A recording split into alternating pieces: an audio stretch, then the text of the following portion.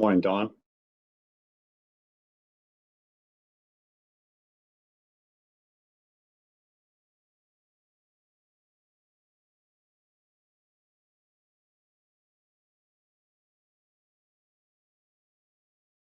Don Pettit, are you, do you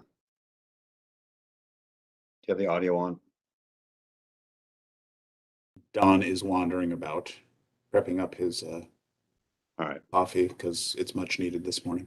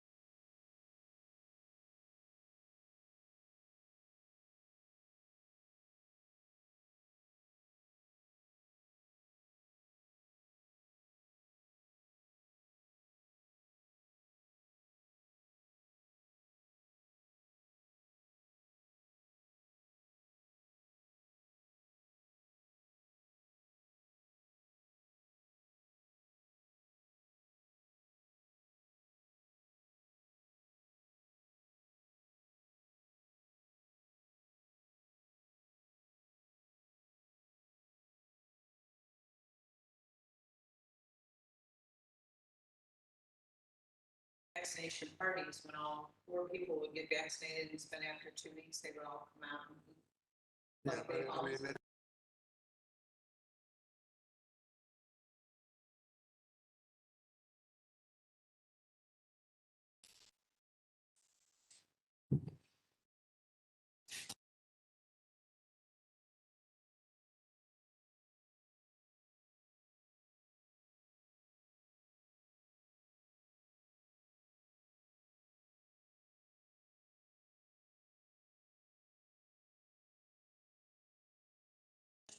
Yesterday? I did, yeah, briefly, but I'll look at them later. Okay. All right, I'm taking tomorrow off Yeah, to do something as opposed to leaving. I didn't see her at all this week. okay, well, enjoy it tomorrow. Thank you, I'm going.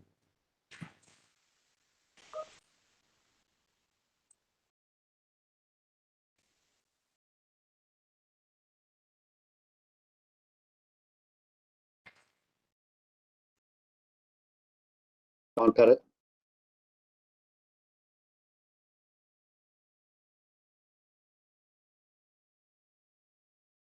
Hey Ray, how are you? I'm well, thank you. Hey, I just want to let you know that at 10 o'clock, I'm going to need to take a call. So I will still be here. I will just have to step away for about 10 minutes for a very quick call. But I will still be here and I'll be here before and after that. So I just want to make you aware of that. Yeah, we should be fine. Thanks for letting us know.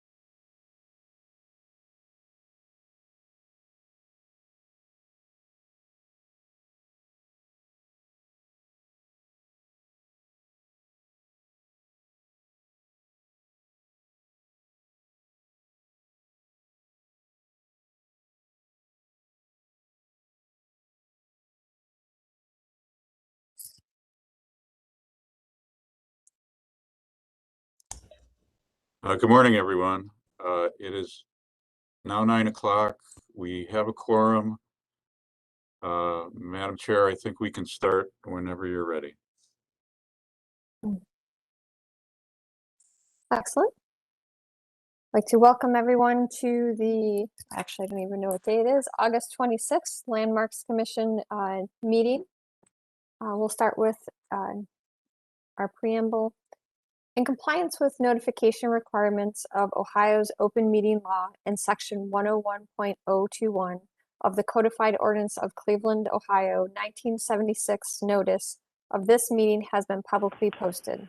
All boards and commissions under the purview of the City Planning Department conducts its meetings according to Robert's Rule of Order.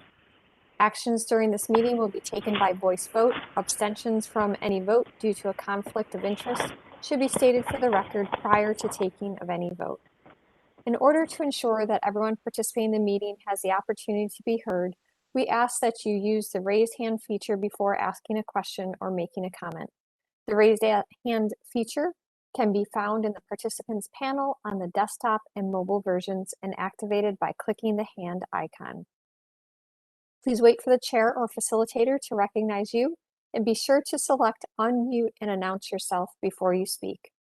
When finished speaking, please lower your hand by clicking on the raised hand icon again and mute your microphone. We will be utilizing the chat feature to communicate with participants. The chat feature can be activated by clicking the chat button located on the bottom of the WebEx screen. Call-in users can unmute by using *6. All meeting activities are being recorded via the WebEx platform. These proceedings are also being live streamed via YouTube. All requests to speak on a particular matter via our website and email have been considered. We have also received emails from those who have provided written comment on a particular matter. We'd like to call the August 26th Landmarks Commission to order. Mr. Pettit, please call roll. Thank you, Madam Chair. Ms. Anderson, Here. Ms. Bailey, Here. Mr. Bonezzi, Here. Mr. Colicchia, Here, Director Collier, Mr. Dreyer, Here. Councilman Jones, Mr. Strickland, Here. Mr. Tarasik, Here. Ms. Trott. Here. We are also joined today by Kevin Roberts from the Law Department, and Carl Brunges is our host for the meeting. Madam Chair, we have a quorum. Excellent. We will begin with our certificates of appropriateness. A little housekeeping. The facilitator will be handling all of the slides, so when you would like them advanced, please let him know. Also, we ask all others to have their connections on mute unless you are part of the case in front of us. We will start with a first applicant, Voices of Cleveland Permanent Mural Infrastructure. For the applicant, please use the raise hand function, unmute your mic, announce yourself, and tell us about your project. Good morning, Landmark Commission. This is Tom Storinsky. I'm mixing up our roles a little bit this morning. I'm presenting on behalf of Downtown Cleveland Alliance, and my colleague Molly Crawford will be representing the Historic Downtown Cleveland Design Review Committee. And I'm here to present a new mural of the Voices of CLE public art project that the Downtown Cleveland Alliance started. Was initiated directly after the civil unrest last year on May 30th as a way to, if you could advance the slide, please, Carl, as a way to kind of engage artists and the community throughout the city, but mostly downtown where there was a significant amount of damage, and spark a conversation and a movement about healing and community. So there have been many projects, many partners in this, the City of Cleveland, Karamu House, Ingenuity, Destination Cleveland, Land Studio, the library, and my two organizations, the Warehouse District and Gateway District, to engage property owners initially to paint murals on the board ups, but the project has been so successful, it's evolved to have several more permanent installations. If you go to the next slide, please, Carl. These are some of the local artists that have been employed and activated through out this project. If you go to the next slide, please. Here are some of the more permanent installation. Well, the upper left, excuse me, is some of the more temporary ones that were in Public Square for most of last summer. And some of the ones on the upper right and the lower left are some that are more temporary, where they're currently covering windows that are currently vacant but soon to be activated spaces. And the one on the lower left is one that this commission has approved in the Visitor Center at Destination Cleveland, where those are more permanent. Those are permanent installations on the windows of Destination Cleveland by an artist named Glenn Infante, which was commissioned by Cleveland Browns player Myles Garrett, who is a poet and an artist in addition to being a good football player. Next slide, please. So this project has gained more and more. Sorry to interrupt, but I'm not seeing the slides for some reason on the screen, on my screen. Is there something that I should change, or? John Carlos, Bob Strickland. I was having the same problem last week and this week. I tried to use the link from the email and it didn't allow me to see the slides on the screen. So Okay. I left the meeting and got back in through the WebEx platform, and that was successful. So you might have to do Set the meeting? Is it okay to continue? Yes, sorry. That's okay, no problem.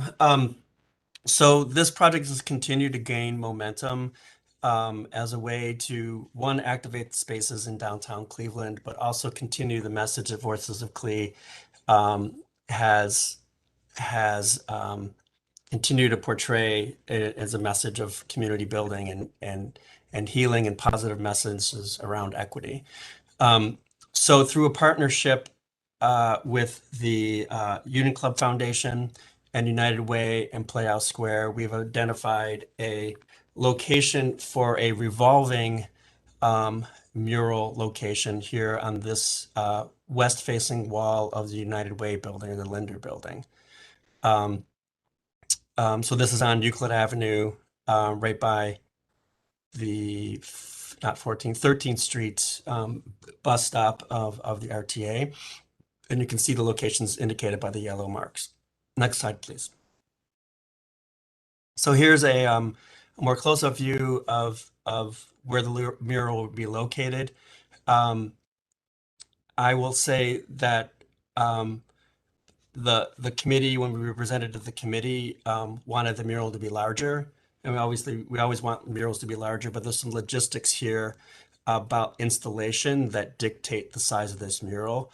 Because this will be installed, this will be a vinyl changeable mural with a frame, with a framework that has a frame to it. So you will not see the exposed, like on the LeBron James mural, you could always see the exposed brackets all the way through. This is a much more finished version of this, so it'll actually have a framing edge to it. I think it's just an aluminum thing, but it's a cleaner edge. And it's similar to the installation that we see on the Tower City facing side of the Rebel building in Public Square, where that mural that Land Studio manages and changes that mural out several times a year. So it's installed by a bucket truck from the street.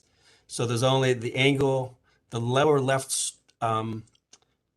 corner of that is the farthest that the truck can get and the lowest that the truck can get, if that makes sense to everybody. So, and then it can go up from there. We've actually the committee has actually increased the size of it because we understood why the bottom edge of it has to be dictated by insulation, but we wanted it to grow a little taller. So this number is slightly this presentation is slightly smaller than what was approved and what we've grown it to. There, if you look closely, and I wish I could point to it, but or can I point to it with that mark? No. Anyway, so if you go up the front edge of the building where you see the coins or where the terracotta notches into the brick wall, and there's one larger one, keep going, Carl, right there, that one right there, we're going to grow it to that height a little bit. So get it to be a little bit bigger, but within budget and still kind of conforming to the patterns that are made up by the brickwork there. Next slide, please. And so this is the wall that I was telling you about on the Tower City side of Rebel building, and how that installation is clean, and you can kind of see the framing edge in some of them where you see a silver line around the outside of them. So it's a nice clean look to it. Next slide, please. So this is the proposed size that we showed to the local committee. The actual dimension that we will grow this to is 324 by 188 inches. So it's about the same width, but it grows in height by a foot or so. Next slide, please. And these are some details about the framing edge and how it's installed. You can see how it's pinched into the frame that'll be installed on the wall, and then the leftmost image is an image of the framing system that'll be on top of it and frame the image as you go. Next slide, please. So, like I said, this is going to be the sponsors, the Unit Club and United Way and Playhouse Square have committed to. They're still figuring it out, but this will be a changeable.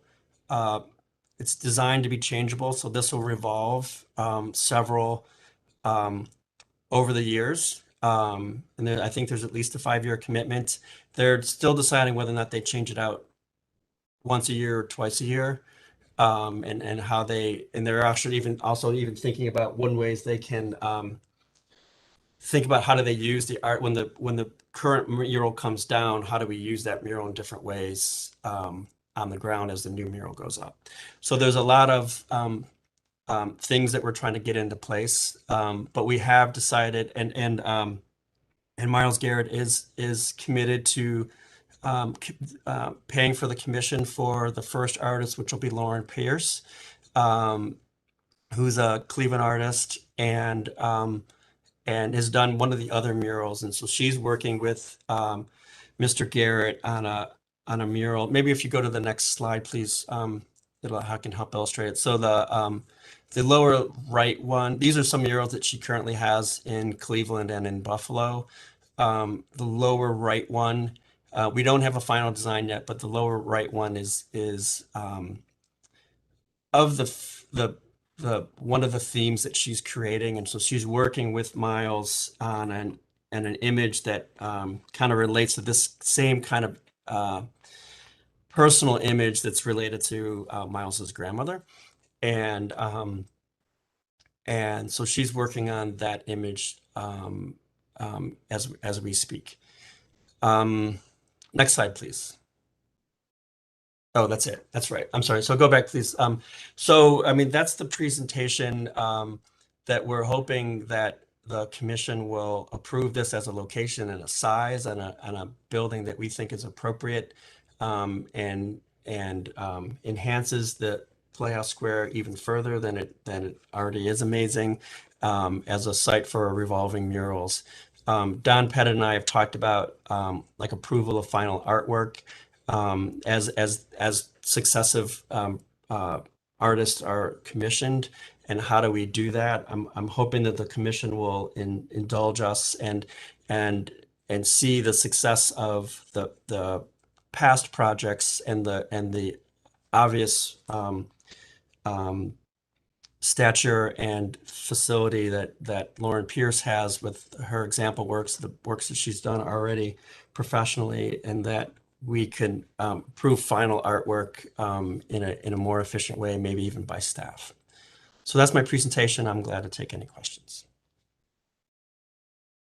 Thank you. Thank you for the presentation. We'll start with asking for feedback from City of Cleveland staff. Do we have Tara from City Public Arts?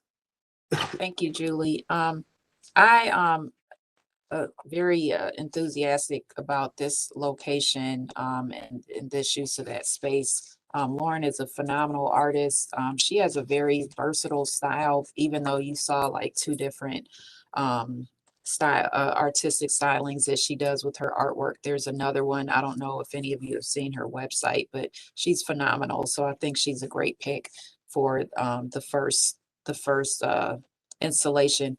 Tom, can you tell me again what the size was increased to? Because I thought it may have reduced the width and increased the height, but I didn't catch what the dimensions were.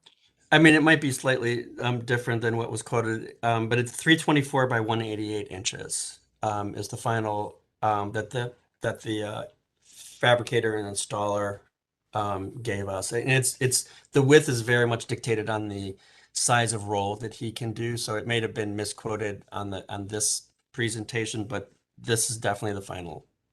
That's what he's given me as of yesterday. That's the size that Lauren needs to size the image to. Okay, thank you. Do we have feedback from the local design review committee? Hi, Molly Crawford from the Historic Downtown Cleveland Design Review Committee. So our committee looked at this and like Tom said, we made some recommendations to increase the size, allowing for the logistical issues, and they've done that. We're really excited about having Lauren as the first artist, and yeah, same as Tara, just really excited to see this go up. Excellent, thank you. Is there anyone else here to speak on behalf of the project? Okay, then we will move on to opening the floor for the commission. Questions or comments from the commission?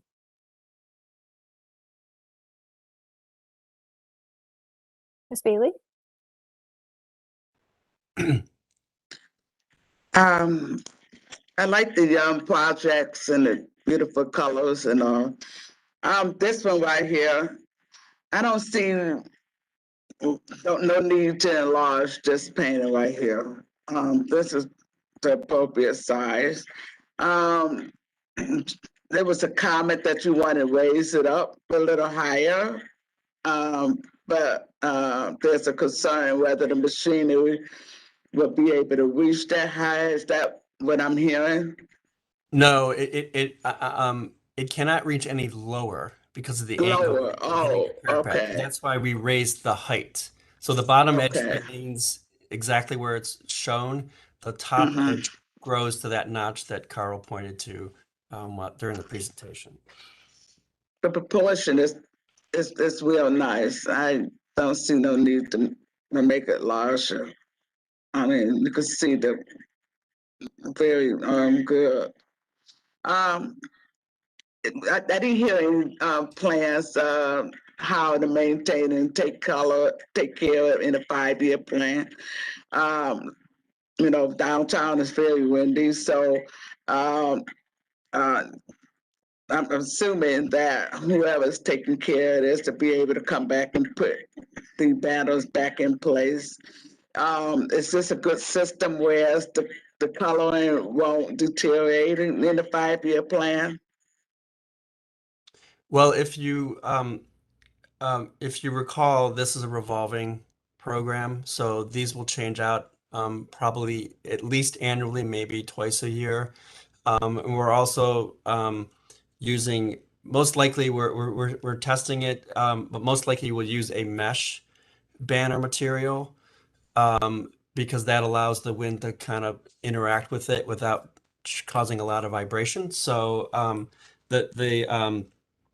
installer has pretty much installed most banners, including those big brown orange stripes on the front of Brown Stadium. So we have all the trust in the world that he knows how to do this in a way that, and as well as the ones on the Rebel building, all the trust in the world that he knows how to manage this in a way and giving us advice on color fastness and things like that. So I don't have any, I have nothing but confidence that this project will be maintained at the highest level. Oh, so the artwork won't be up for 5 years, so it's gonna be interchangeable, like it may stay up for a year or two, and Yeah, the another commitment, artwork will go up there. So that's the plan. the commitment for the project is at least 5 years as an ongoing revolving program. Thank you. Thank you, Ms. Bailey. Mr. Bonazzi? Thank you, Madam Chair. I'm extremely excited about this project, particularly because my apartment is at the same elevation and looks directly at that wall. So this will be a great addition to my living room. However, I only have, so this is a personal thing, but being nitpicky, when the sign is at that top coining on the wall, is it going to align with the bottom, the middle, or the top of that coin? I know that seems... I believe the top. Okay, fantastic. And I super appreciate, you know, that you immediately recognize that like it has to align with something of the architecture. I think usually whenever these murals come to landmarks, it's always some sort of comment about like acknowledging back to the architecture that you're sitting on and making sure that you're framing with it. And obviously by the caliber of this presentation, I have all the confidence in the world that this is going to be a great addition to the neighborhood and also my personal neighborhood. So very excited to see it go up. Yeah, and I will confirm when I finalize it with the installer today that it is the top of the coin. Fantastic. Thank you. Thank you, Mr. Bonazzi. Ms. Anderson? Thank you, Madam Chair. I was looking at some historical pictures of the building, and there was the original sign for the Linder Company. I think that's the company that built that building in like 1913 or 1915, was in that precise location. So it's interesting that we're kind of doing an homage to that inadvertently. My comment is, and I guess I'm swimming upstream here. I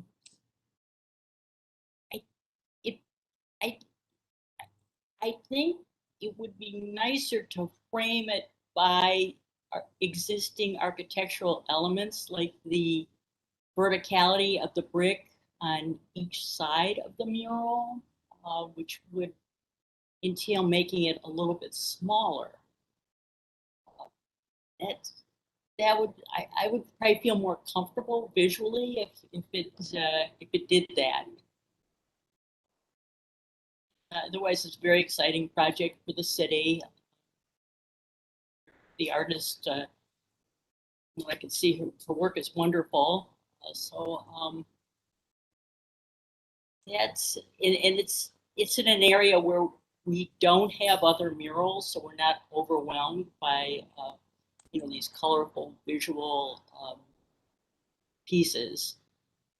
So yeah, I support that, but that would be my suggestion, is to modify the size. I know, again, everybody else wants it larger, but modify the size so it's naturally framed by the architectural, the existing architecture of the building. Thank you.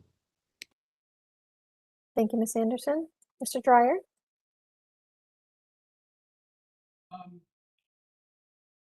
My one concern, I think, is about the size, and it's really not the size as much as whatever the image is, because I think because of the smaller size and because of the angle, the image needs to be simpler as opposed to more detailed, because it's really going to be hard to see from the street, I think, just because of the angle and everything else. I mean, I know we're not here to approve the image, but I'm just saying that because, I mean, I don't want to tell the artist what to do, which is actually wrong. I love to tell people what to do, but I just think that it's got to be more of a simple approach, so that you can see it from the ground.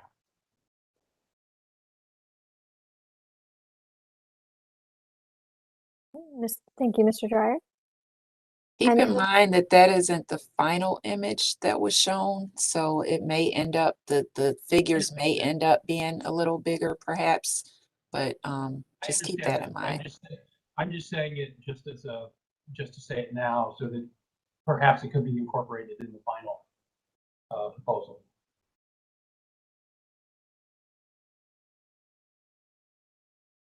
thank you for that feedback, Mr. Dryer and Ms. Petrus. Mr. Pettit. Thank you, Madam Chair. I just want to echo Mr. Sterinsky's comments earlier. I know we like to see the final concept before we give final approval to murals. But in this case, I think based on the fact that this is a rotating program, I don't want to have to bring every piece of art back to the commission, basically. So I would ask the commission to approve this, you know, assuming you're going to approve it, giving staff, meaning myself, Tara Petrus, and Tom Sterinsky, final say over the final artwork as it's developed over the course of the program. I would also point out that, you know, with respect to Ms. Anderson's comments, I would normally agree with that.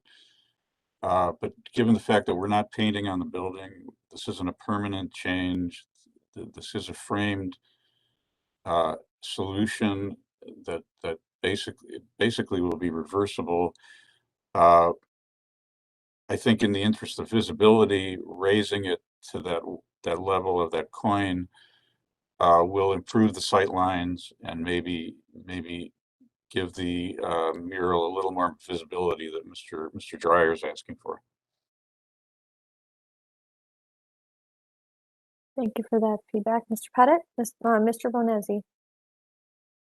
Thank you, Madam Chair. And I think this is a question for Mr. Stratinsky. I'm assuming the dimensions are also just out of the manufacturing process.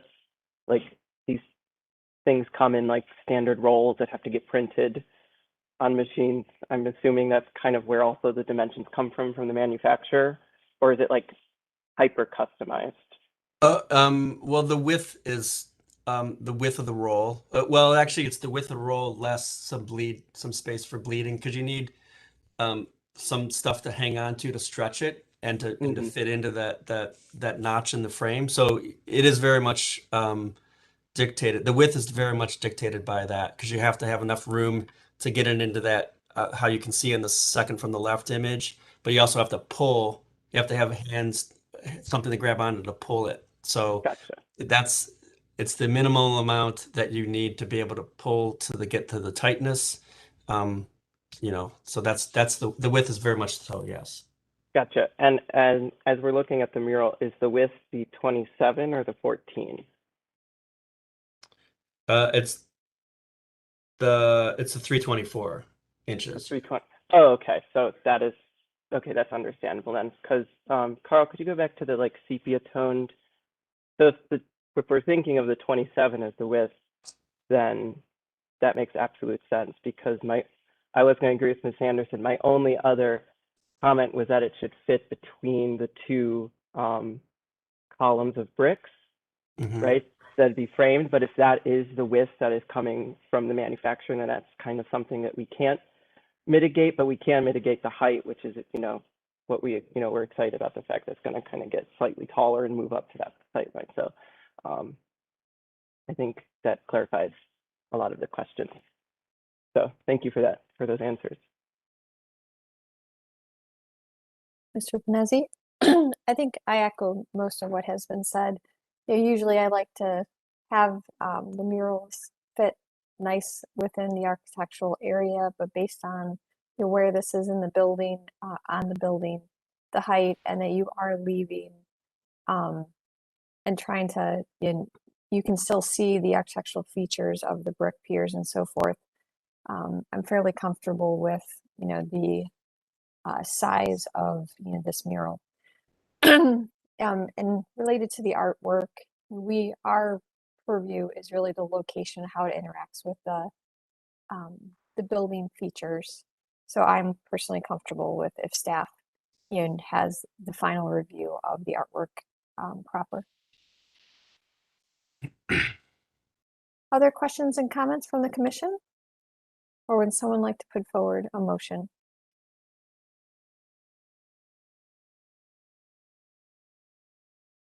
I propose a motion. Go ahead. The motion is to approve the proposed 7x14 artwork as presented. The other comment is that the interchange other artwork, unless I'm allowed to say this, the other change in artwork be approved by staff and the local design review, in-house, unless those two entities feel that they need to come to Landmark Commission.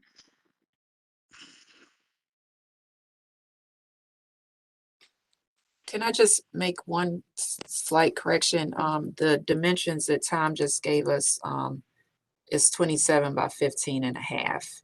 The 14 was the 15. original size. It's Yeah. 15 and a half. Oh, okay. Yeah, I apologize for the inconsistency of the presentation to the actual thing, but yeah, Tara did the math, but I just want to say that the dimensions that the installer gave me is 324 by 188 inches. I don't know what it is in feet, but that's I just want to make sure I'm clear. Okay. I apologize. All right. Okay. With that question, with that dimension, that's just mission. Okay, so we have a motion to approve as presented. Bob Strickland, I'll second that motion. Thank you, Mr. Strickland. So we have a motion, we have a second. Any further discussion? I guess one comment, and Carl brought it up on the screen just to clarify. When the frame is tapconned into the concrete or brick, will you be focusing on the joints to do this so that you're not damaging the brick or block? You know I will, Madam Chair. Just for the record, just want to, and we appreciate that, focus on maintaining the building. So we have a motion, we have a second. So Mr. Pettit, I think it's time to call roll and announce the results. Miss Anderson, Yes. Miss Bailey, Yes. Mr. Bonezzi, Yes. Mr. Colicchia, Yes. Mr. Dreyer, Yes. Mr. Strickland, Yes. Mr. Tarasik, Yes. Ms. Trott.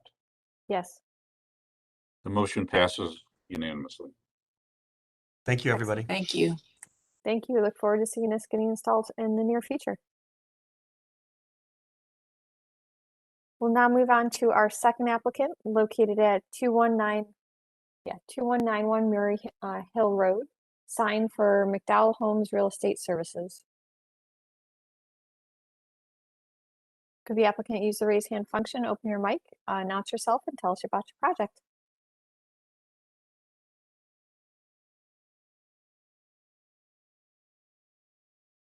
Hi, I'm Jessica Rolfe, 295 West Prospect Street.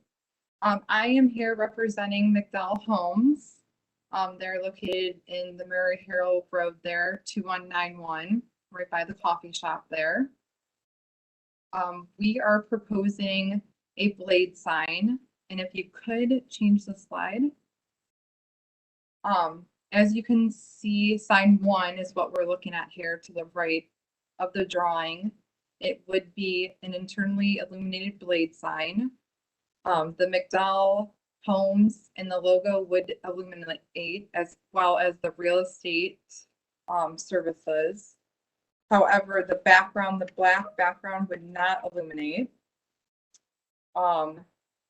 And we did have a kind of a hard time signing this building just due to the structure that's above there.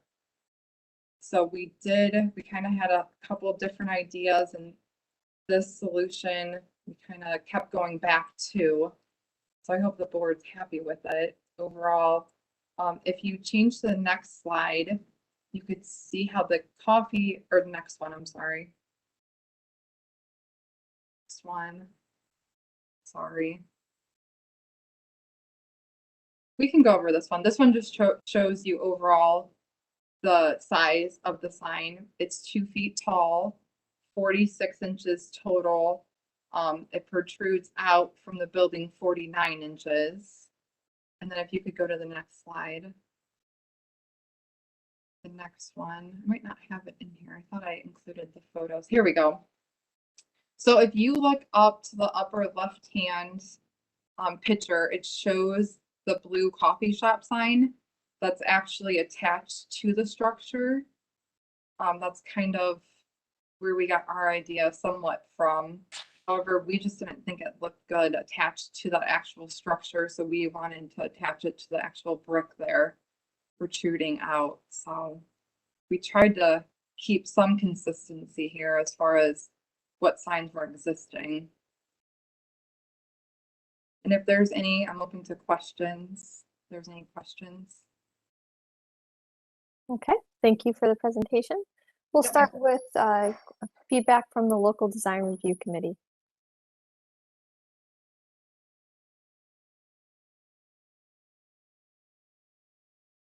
Madam Chair, I don't know if Ray Christosic has joined us yet.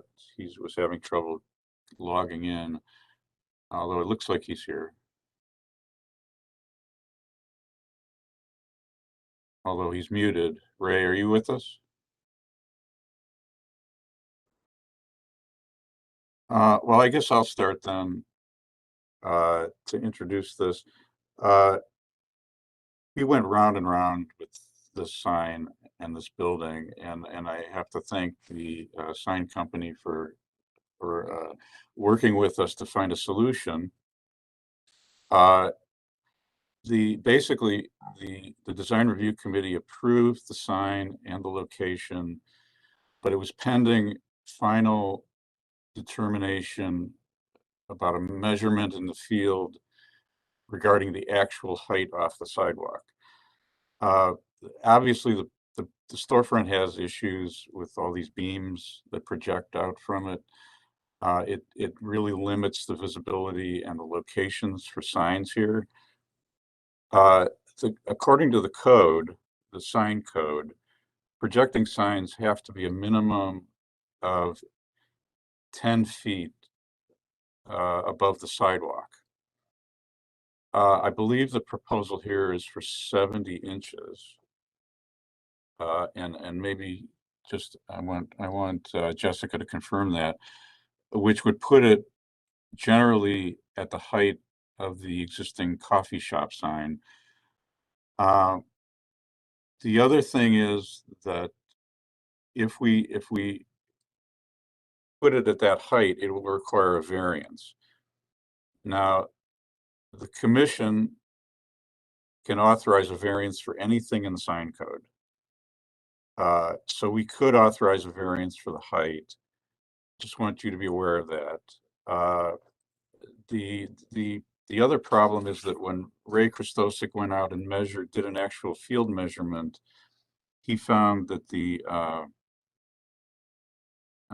bottom of the beam is 95 inches off the ground. If the 24-inch cabinet sits directly below the beams, the bottom of the sign will be at most 71 inches off the ground. The Blue Sky Brews sign is 105 inches off the ground, and 16 inches of the sign hangs below. So that sign is actually 89 inches off the ground. So there's an 18-inch difference between these two signs. So I apologize for all the numbers, but the commission has to take that into consideration. The only other place to put a sign on this building would be on the pier at the far right end of the building, and it would sit above the above those beams that project. The applicant rejected that location, but I think, you know, we can grant a variance for a lot of things if we feel it's an improved design, if it's more appropriate to the building, if the scale is better suits the architecture of the historic building. We can vary that dimension above the sidewalk, but I'm a little concerned that, you know, if we're going to grant a variance, it should be for a better reason than that. All of this is by way of background. It's you know, it's a difficult building again.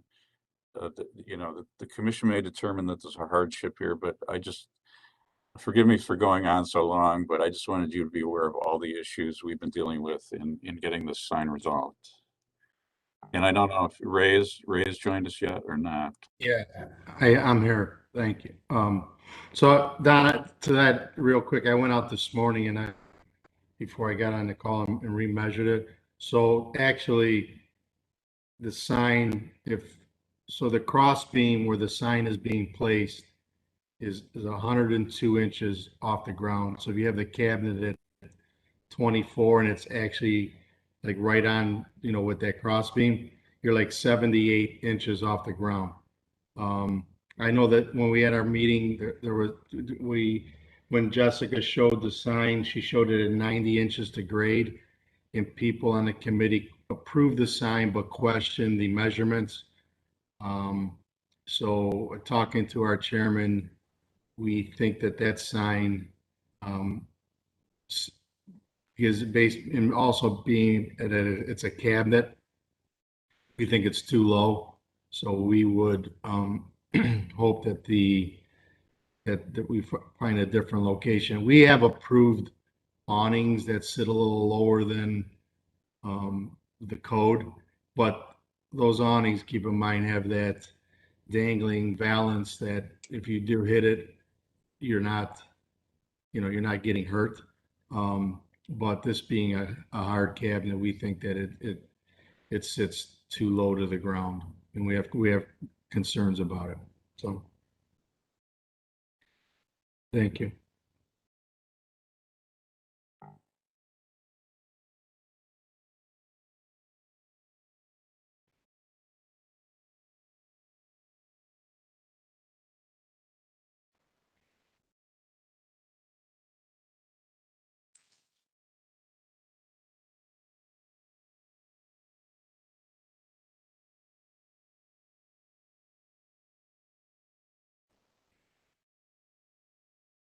It looks like we lost Julie. If there are any comments. Sorry, I had myself muted. Sorry about that. No, thank you. I had myself muted for some background noises. So I'll move on to Mr. Strickland. Thank you, Madam Chair. I agree with the concerns expressed by the Design Review Committee. There's no question that the proposed location is just too low. Above, you know, the clearance above the sidewalk is just not acceptable. So I think the sign is very handsome, but it's a challenging location. If they were able to move it up, recognizing that it would be somewhat obscured by the projecting structure, I could support it, but not at that height. That's just totally unworkable. Thank you. Thank you, Mr. Strickland. Ms. Bailey? While you was doing your presentation, I asked you to put my calculator out. and did the 90 inch calculation and just to see what it is. And it is, for me, too low.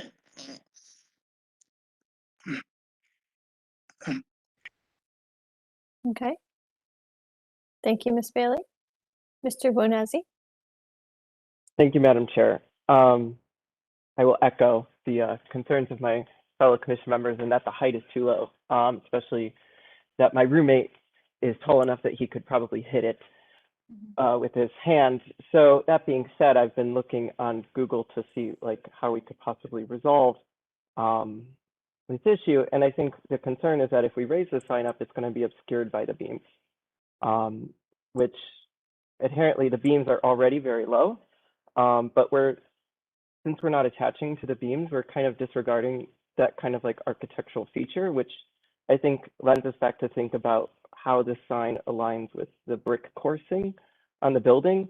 And I don't know if it would be ideal or not. This would have to go back to the applicant, but I believe I measured this, I counted my bricks correctly, is that if the sign aligned with the top of the beams, it would be framed also by the stacked bond of coursing where the curtain wall kind of ends. And because the distance between the top of the beam and the stacked bond is about 2 feet, which if we place the sign in the middle pier where it's currently shown, it kind of gets obscured because there's also the window nearby. So, but if it was on the end of the building, it'd be clearly visible from driving down the street or walking down the avenue because it wouldn't be kind of obscured by all these beams and things going on in the center of the facade. So I don't know if that's a consideration that the applicant is willing to consider. But I think just as a way of thinking about how this sign aligns with the architectural elements on the building and the way that it's kind of has to mitigate these heights, that might be a good location.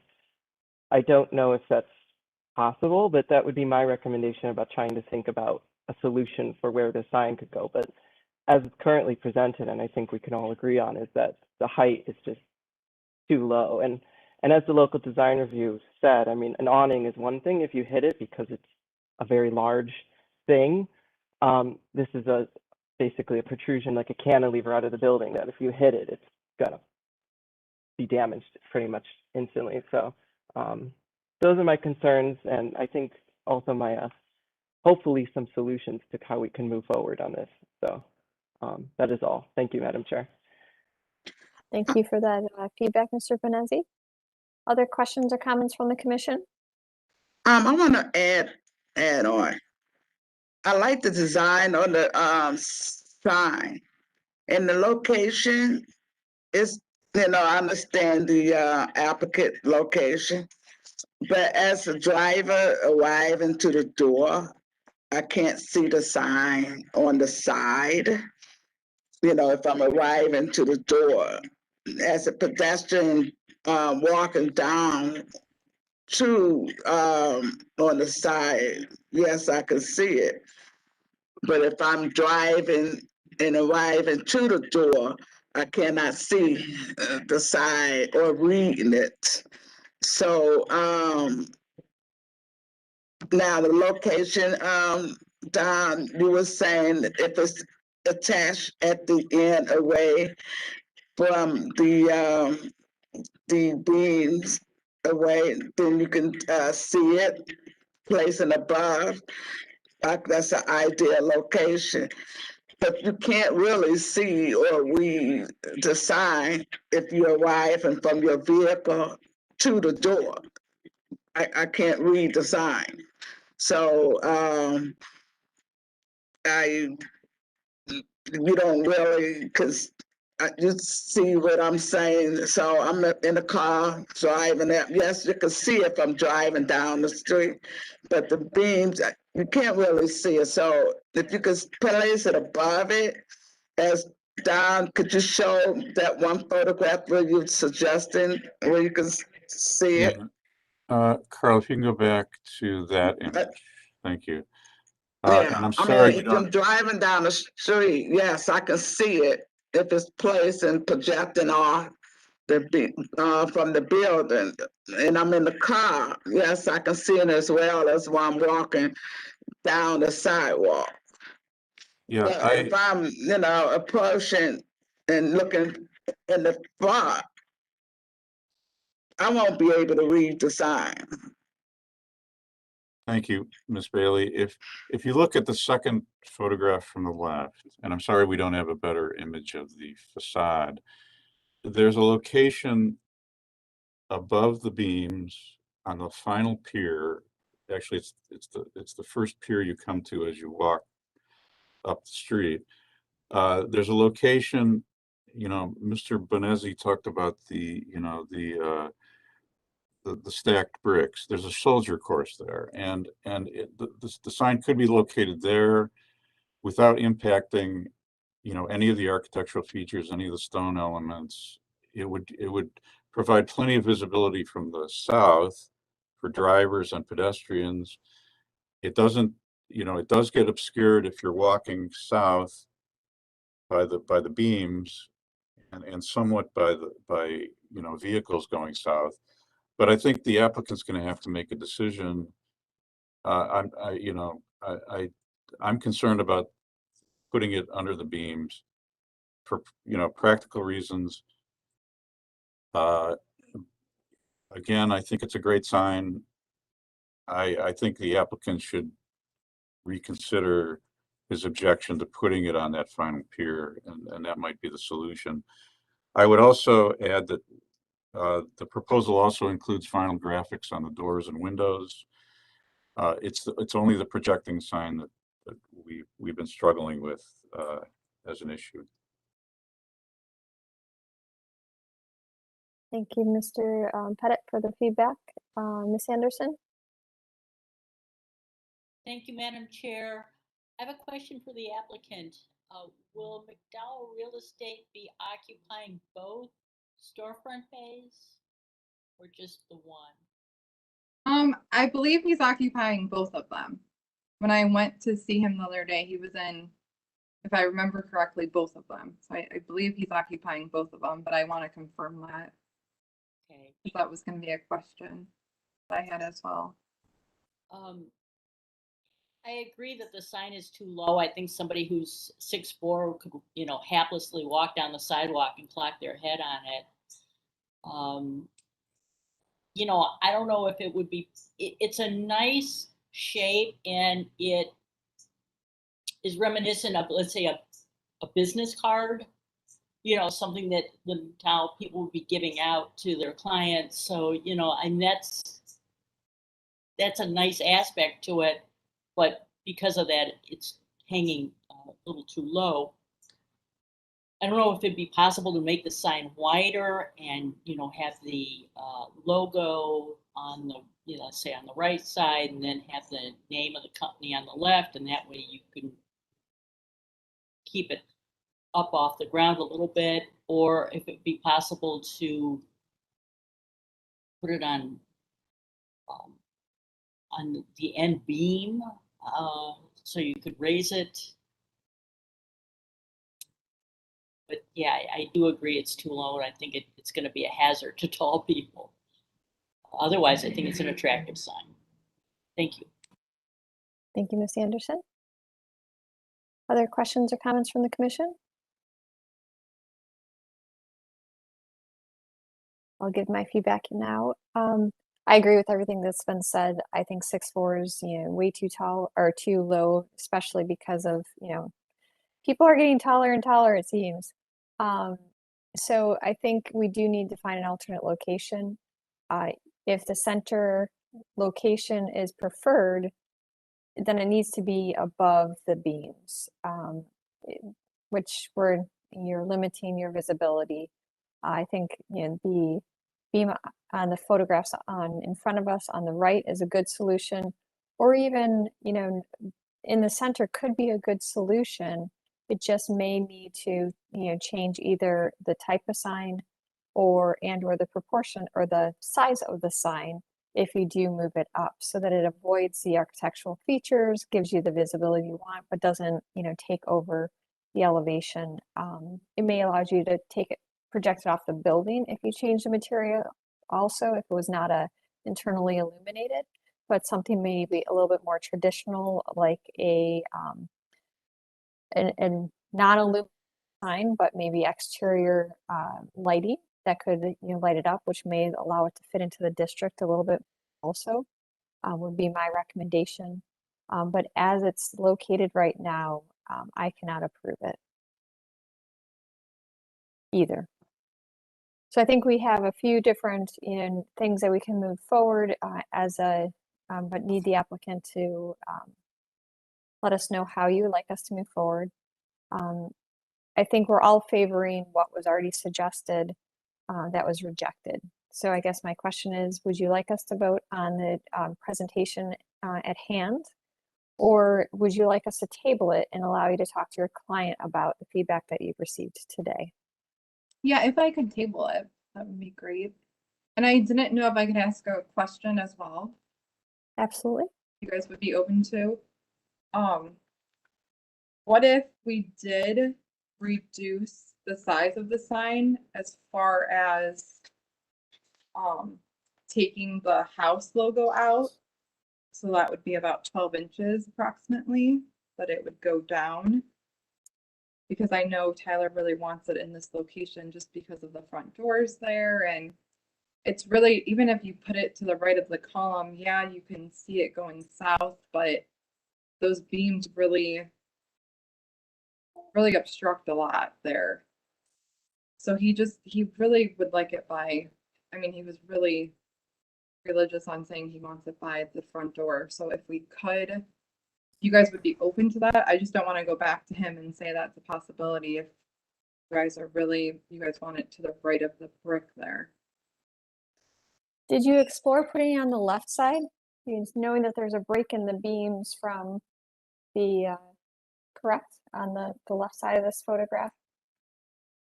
Or do the beams go continuous from the corner where the coffee shop is all the way over to the end of this building? Yeah, the beams go all the way from end to end of building. Oh, there is a break right there, but I don't know. We didn't structurally look into that.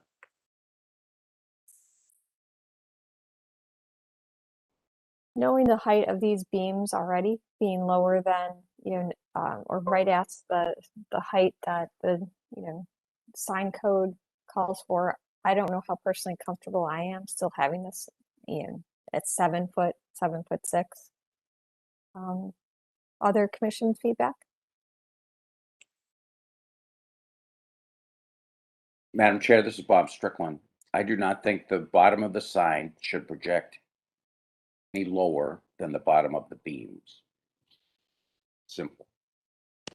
Even though the coffee shop one obstructs lower. Yeah, that's correct. I wouldn't have approved the coffee shop sign either. Okay. It's just that's unfortunately has been approved and it's up, so that's what kind of a precedence I feel.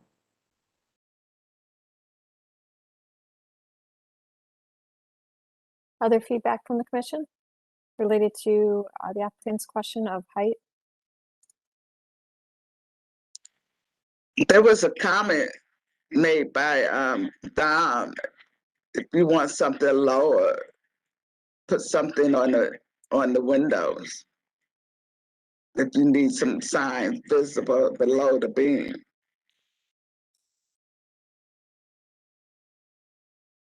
You are also proposing signage on the door, correct, for this visual that's up on the screen?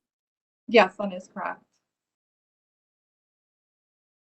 So from a pedestrian standpoint, from a when you're right in front of the building, you will see the graphics on the door, where this is really from to see from afar. So I don't know how effective reducing the sign is going to be, because when you're in front of the building, you'll be interacting with the storefront or the sign on the door. Is my opinion.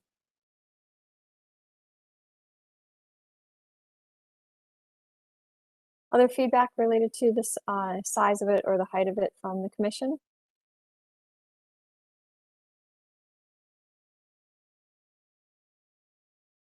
Have we sufficiently answered your question?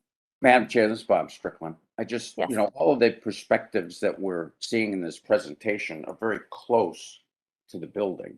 And when you're approaching this building in a vehicle, you'll be some distance away.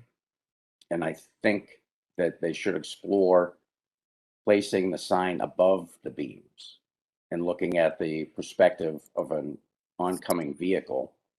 And if it's appropriately sized, I think it will highlight the location more effectively for people arriving by car.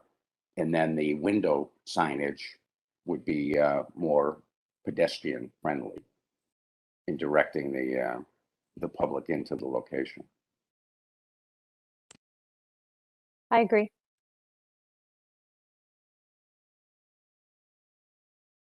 Have we sufficiently answered your question? Yep. Okay. So do we have permission to table your application today, allowing you to come back as soon as we have space on the agenda as soon as 2 weeks? Yep. Okay. And so with permission, would someone like to make a motion to table? I will make a motion to table. I'll Thank second. you. We have a motion and a second. Any further discussion? Okay, Mr. Pettit, could you call roll and announce the results? Ms. Anderson, Yes. Ms. Bailey, Yes. Mr. Bonezzi, Yes. Mr. Colicchio, Yes. Mr. Dryer, Yes. Mr. Strickland, Yes. Mr. Tarasik, Yes. Ms. Trott. Yes. The motion to table passes unanimously. Well, we look forward to seeing you back once you've had the opportunity to discuss our feedback with the owner.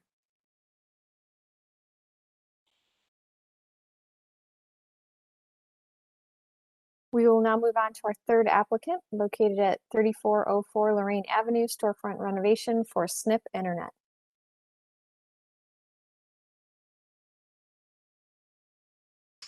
Good morning. My name is Elena Bauer. I'm the architect with SA Group. Can you all hear me okay? Yes, thank you. Okay. So our project is located at 3404 Lorraine Avenue. The first two slides here are the existing conditions. We also have, apologies, that's my dog in the background.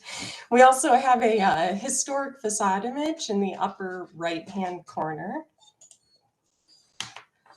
This shows the existing or the historically existing facade canopy. So I would like to call attention to that. We can go to the next slide, please. Another slide showing the existing east elevation. So we can go to the next slide, please. So we have four main areas of scope that we are presenting today. The first being a complete window replacement throughout the building. We will be replacing the existing windows with Pella Reserve windows with an aluminum clad framed window. In addition to replacing the existing windows, we are also looking to install 3 new windows on the east elevation. If you could go to the next slide, please. And this slide depicts the location of the new window openings that we would be looking to get approved. And if you could go back to the previous slide. So the next area of scope that we are looking to get approved is a storefront system replacement. So we would be updating the existing storefront in its current footprint and replacing that with a new product. Along with the storefront replacement, we would also be looking to modify the existing canopy. So we'd be looking to take this back to more closely resemble the historic design of that canopy, so the original canopy. And along with these modifications, we would also be looking to install a back rooftop deck over the existing single-story garage structure in the rear. And I think that basically covers all of the work we are looking to do. If there are any questions, I would be happy to answer those. Would you like to run through the rest of your drawings here?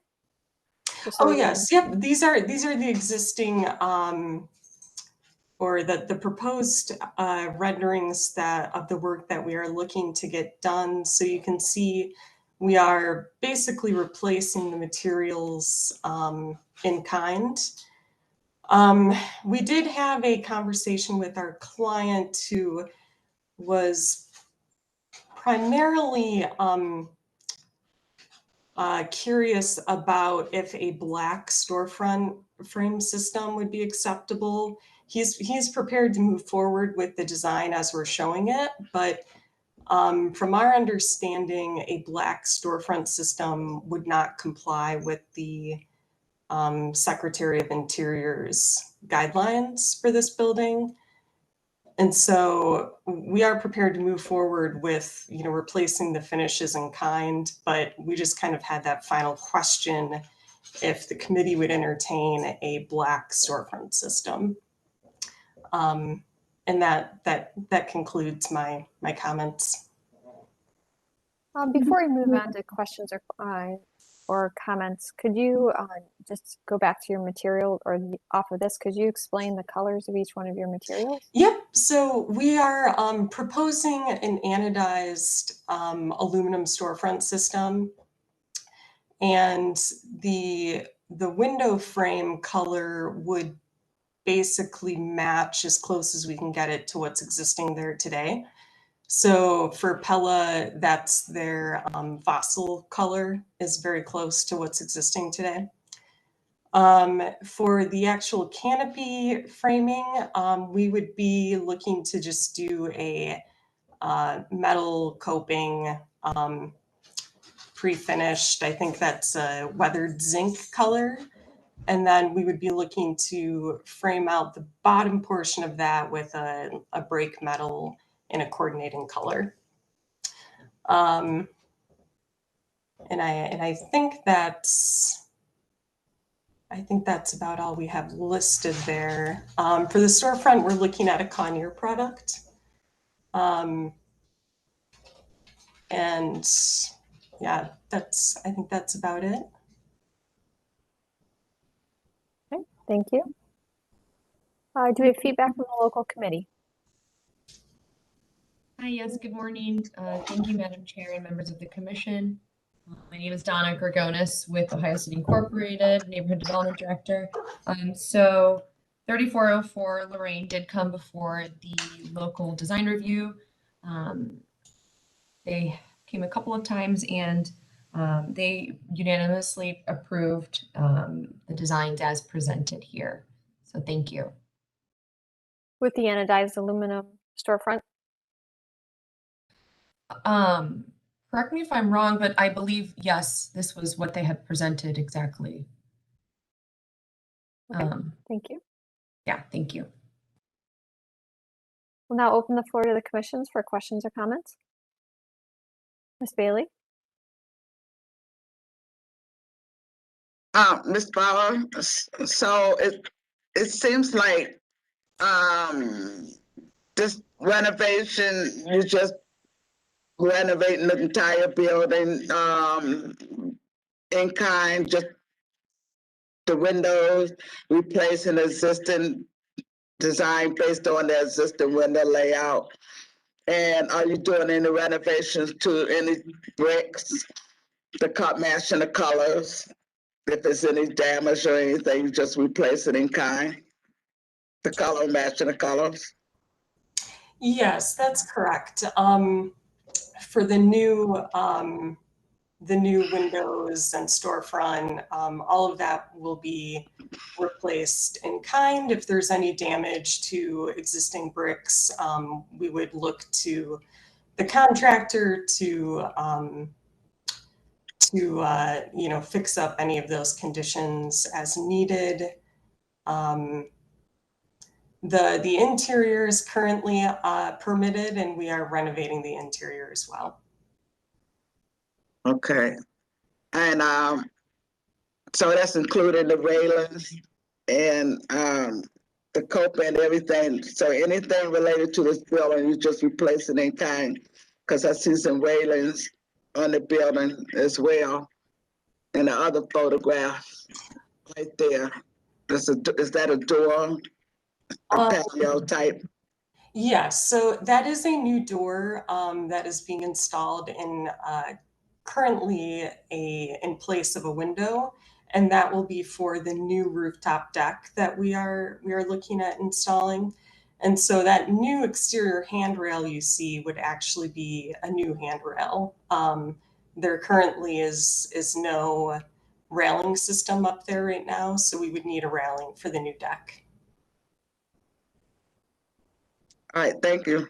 Yep, thank you. Is there, one more thing. Is there any landscape or anything on the property? New lighting? In the rear, so that north elevation on the bottom right, I think we are replacing the back wall pack. But the building is situated fairly close to the front sidewalk and rear alleyway, so there's not really any landscaped areas along either of those roads. All right, thank you. Mr. Strickland? Thank you, Madam Chair. Carl, can you go back to that historic photo, please? And for the applicant, what does, when was this building built? What does it date to? From our understanding, it would date back to the early 1920s, I believe. I think judging by the vehicles in this photo, that's maybe a 70s, 80s photo. Yeah, so you don't have any photos earlier? No, unfortunately, nope. So I'm assuming that this building would have had a wooden storefront originally.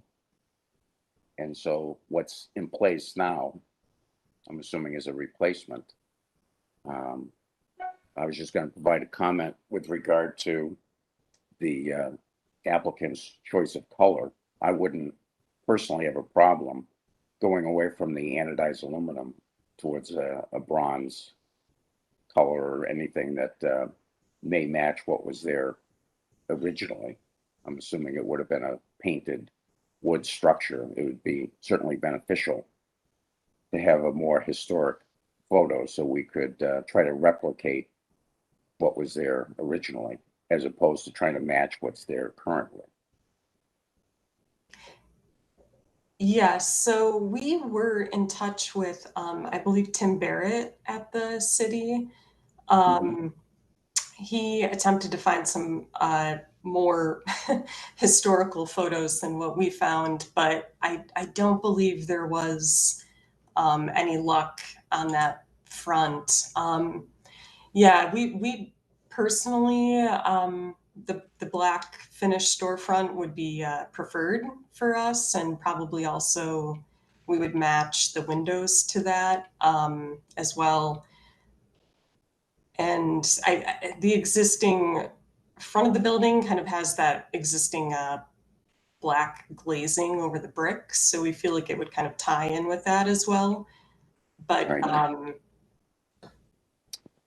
So Don or Carl, do you have any insights in terms of what would be historically accurate in terms of the original color of the wood framing?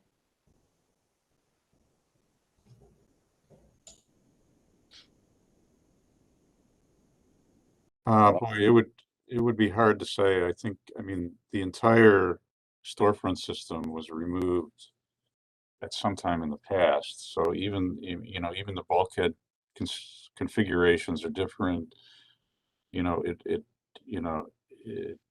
It's hard to say what it would have looked like. It probably would have been symmetrical with a center entrance and maybe recessed storefronts. I don't know that we can go back to that. I think we have to respect the existing changes. But I would not have an objection to a bronze as you suggested, finish on the storefront system. You know, I'm sure black would not have been appropriate, period, but I think a darker system than and an anodized system would be appropriate. Okay, that's very helpful. The other thing that I'm just not clear on at all is the modifications to the canopy. I can't really, from the presentation, I can't understand how the canopy was constructed originally, how it appears presently, and what modifications are planned. If you have any further detail on that, it would be very helpful. Yeah, so can we go back to the first slide, please? So this south elevation on the bottom left shows the existing canopy as it is today. And essentially there's a series of steel beams that are cantilevered out over the storefront, and they are, you know, framed out to this profile as it is existing. The images on the top middle portion show kind of the current, you know, Google Street View of what that looks like today. And there's a standing seam metal roof over that. So we would essentially be stripping back that current framing and finish and leaving the existing steel beams in place and reframing around those to make that slim profiled canopy. I think we should be able to get about 16, 18 inches in depth on that canopy, which I think looks similar to what it was historically.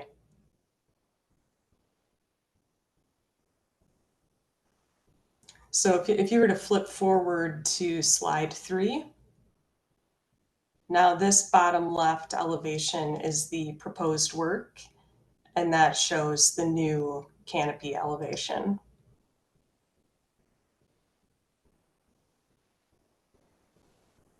Okay, yeah, I can see the change now.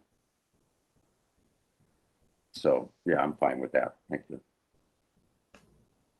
Thank you, Ms. Strickland. Ms. Anderson? Thank you, Madam Chair.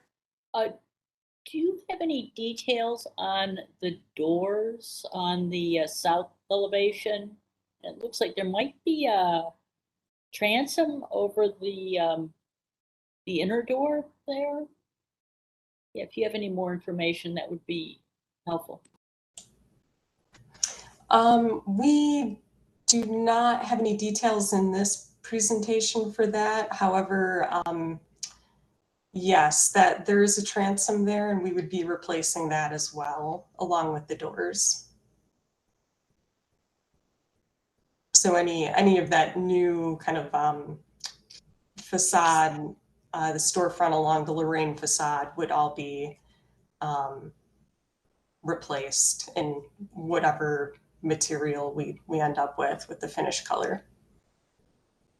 Okay, so we don't have any, do you know what you're looking at as far as, you know, the framing for the door? Is it going to be all glass? Is there going to be, you know, frame and some glass in the middle, or? Yes, so it would be like a medium style door in order to fit the tenant's hardware on the door. And it would probably, you know, be a coordinating Conair product that would match the storefront system. I believe their medium style doors are I think a 4 or 6 inch frame around them. And so the interior would be a glass light. Thank you. Thank you. Other questions or comments from the commission?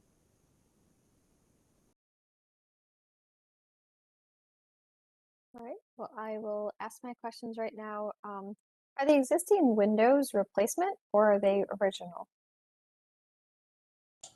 I believe the existing windows that are there today are a replacement. They're an Anderson product, and I want to say maybe from the early 2000s, possibly the 90s. I'm not sure if we ever found an exact date on that, but they are a replacement window. Okay. I mean, the existing photograph looks like it's a 70s, and just looking at the colors of the double hungs and so forth, it appears that, you know, that is also a minimum lighter color than, you know, a dark bronze. For some reason I can't open it. I can't zoom in. So I guess that's just my question is that, you know, this was in the 70s. These were probably then the original windows.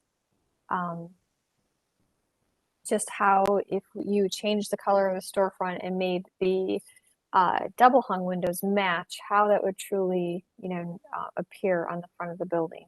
Because obviously, you know, the windows on either side of the elevation, that central, you know, detail would then change in color. So I'm a little hesitant to change the color just personally, because I do think it needs to be studied to understand the true impact of this color within the building.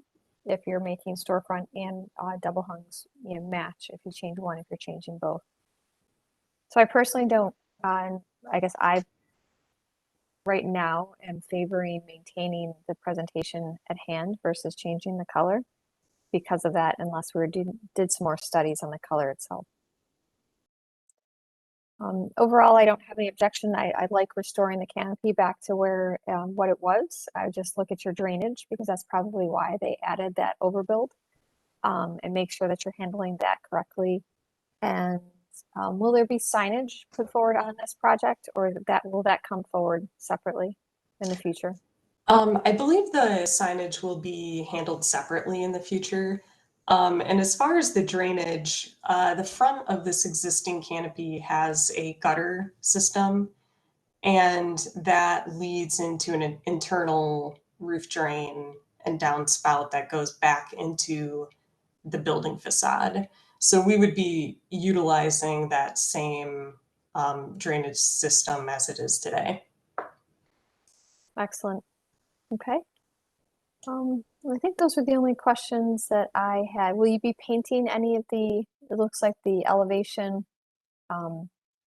east elevation, correct?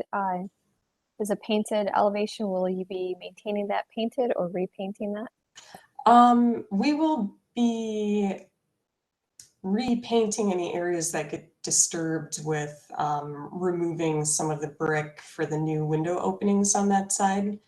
But currently there are not plans to repaint that brick in its entirety. All right. I think those are the questions that I had. Mr. Bonezzi? Thank you, Madam Chair. I just want to echo about the storefront. I don't particularly think it's in the purview at the moment to make that decision. The oldest record I could find was that the building was bought in 1975 by Third Federal Savings and Loan. But based off of the architecture, it looks pre-depression, so it's hard to say what the original intent of the building was. I, had 1, 2, 3, 4. You are now the 5th owner of the building since 1975, or your client is. But other than the conversation about the storefront, I think overall all the changes are, keeping in tune with what is currently there. And I think you're just trying to, fix things up. So I have no problems with the presentation as it's presented right now, but I just wanted to share and put on the record that, I am the little research I had done while we were also talking about when the building was. Before 1975, we do not know what was happening with this port building, but those are my only comments. So thank you. Thank you, Mr. Bonezzi. Are there any further questions or comments, or would someone like to put forward a motion?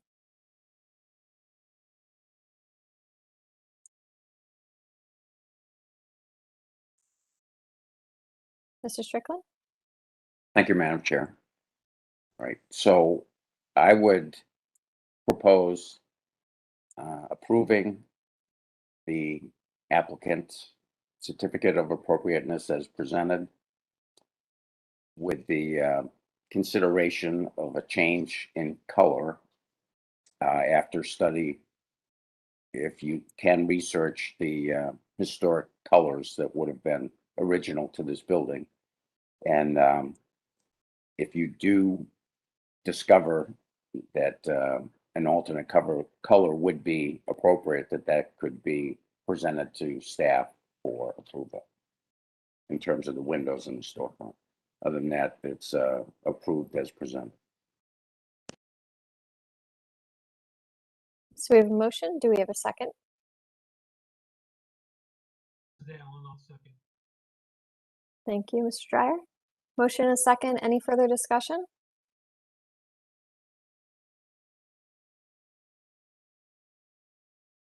No? All right, Mr. Pettit, please call roll and announce the results. Ms. Anderson, Yes. Ms. Bailey,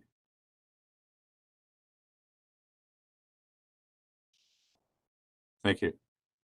That's a yes. Mr. Bonezzi, Yes. Mr. Colicchia, Yes. Mr. Dryer, Yes.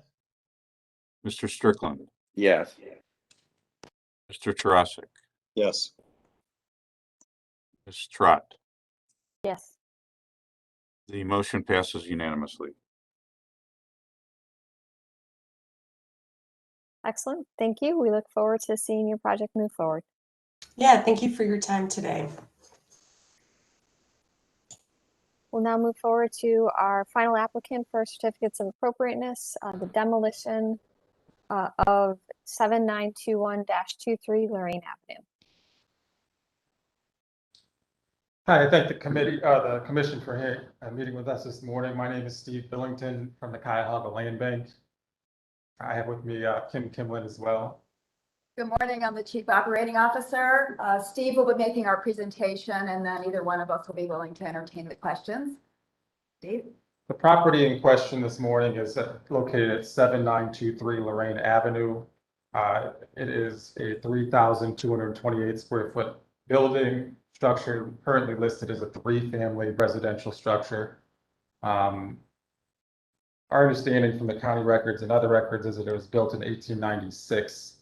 It's not in a historic district, but it was listed as an individual landmark. I brought many members, some members of the committee, the Design Review Committee, and some from the Landmarks Commission, as well as city staff through the property to inspect a few weeks back prior to submitting for this application.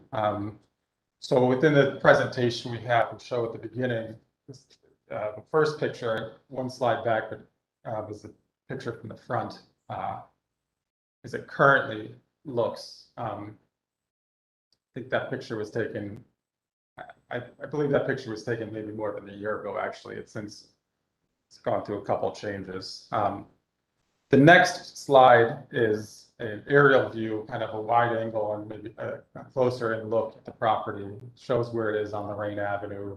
It's the highway behind it, Lorraine Avenue, and kind of the some of the commercial district. And then if you look closer, there's I think it's a used car sales lot.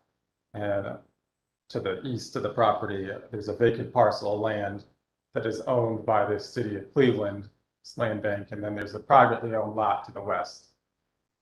Go to the next slide, please. This shows a kind of a sampling of the condition of the exterior of the building. There is the one in the top right corner is from this past winter, fall, I believe, but shows kind of a current view of the building. There's a lot of overgrowth. There's trees that have built into the foundation. That large branch recently fell. It's been removed since, so that's a good sign. And the bottom left picture is there's a canopy that is to the exterior of the building that kind of fell in or fell out. How you look at it, it's since been repaired, kind of just boarded so that it can't be entered, but it's kind of tenuous situation. If you look to the next slide, it kind of shows a little bit of the neighborhood condition. If we could, I don't know if we can, but if we had the ability to kind of look at a street view from Lorraine Avenue, it shows we could kind of walk up the street. Many of you probably are familiar with the area, that there is a fair amount of vacancy on the street. There are still some kind of antique shops, and there's looks like a salon across the street, and there's a couple it's car lots, but our understanding is that there's some vacancy issues that make renting a property like this difficult. The next slide, if you go to the next slide, please, is a look inside the building. The bottom left picture is the other side of that kind of entrance under the canopy that kind of has fallen out in this instance. But if you walk around, this is the first floor of the building. You see that steps down to the basement. There's two sets of steps to the basement, both of which collapsed in. A picture on the top left is a picture of kind of the boarded window, but there's a kind of growth from the basement coming through. It's a really challenging interior. There's some water damage. There's some other things. The bone floors are kind of soft in certain areas. The next slide is pictures. The second floor and a little bit into the attic, which is just an unfinished attic. Looks like some attempts at renovation have been done over the years, but really it just shows the kind of neglect on the property. The top left picture is above that entrance, above the canopy, and you can see through to the outside. I advise people not to, and actually the bottom left, I'm sorry. I advise people not to walk down those stairs at the current time. If you go to the next slide, please. This is, in an effort to kind of do due diligence on what this property might cost to renovate, this is for 2 residential suites. So this doesn't include any estimates for storefront renovation or any, without knowing what kind of commercial structure or commercial business would go in, we kind of looked at this and said, this might be, if someone were to renovate it, this would be the cost, the generic cost for 2 residential suites with everything that might go into it. I don't know what kind of finishes this would be, because these are just kind of generic costs, but there are significant issues, and the total the cost comes to be about $432,000. We did, over the course of this process, entertain various developers who walked through. There were 2 developers who went through the property. It was a Mustard Seed Development Company, and then a organization called Paragon Properties. Mustard Seed didn't give us much feedback, but the Paragon Properties passed. These were an organization that was connected to us by Northwest Neighborhood CDC. They walked through and brought a contractor through and said regrettably that they needed to pass on this. There's too much renovation needed to make financial sense. They were a company that works to do renovation to properties similar to this, and they were looking for a business storefront to open an office for themselves, including, and then they also wanted to rent something. So their estimation, it wasn't something that they would be able to take on. We also walked through trade school from high school around on 65th and Clark. They have a trade program, and they were looking for a property that they could over time renovate with their students. And again, he said essentially the foundation issues weren't something that they were willing to take on. There's a couple kind of things that the unknowns of it, they weren't able to kind of move forward with that project. Both organizations are still in contact with us looking for a different property, essentially. As far as this property, it seems as though, just from doing some research on the property, it's been vacant for quite some time. The county reappraisal in 2006 dropped it from a low value to a very low value, from $40,000 to about $15,000, and it kind of indicates that it might have been vacant at that time. The tax mailing address was different than the house, than the structure itself, and the taxes have been delinquent since 2012, up to 2 foreclosure sales where no one purchased the property, and then it went to to forfeiture a little more than a year ago. So the last picture, the last slide on our presentation is kind of our proposed site work. We would intend to demolish the property and kind of leave it clean, finished grade, and grow grass for the short term. Maintain the demolish the vacant residential. Call it a residential building because that's what the county indicated. Seems to be a buried garage and parking services in the back of the lot. I don't know when that took place, but we would have to excavate that and backfill that and finish that. Removing the fencing, that's kind of the orphan fencing that's interspersed with the brush throughout the property that isn't really serving anything. Finished grade, install topsoil, seed, and straw. And then there's a healthy, it's partially healthy tree. A large branch fell, but our intention would be to maintain the tree in the back of the property. It's just our policy to maintain mature, healthy trees. There's some trees along the western edge of the building that would have to go with the demolition, but most of it is just kind of trees that have been left and grown into the foundation and really just a lack of maintenance on the owner's part. So that's it. That's our presentation for now. We would entertain any questions.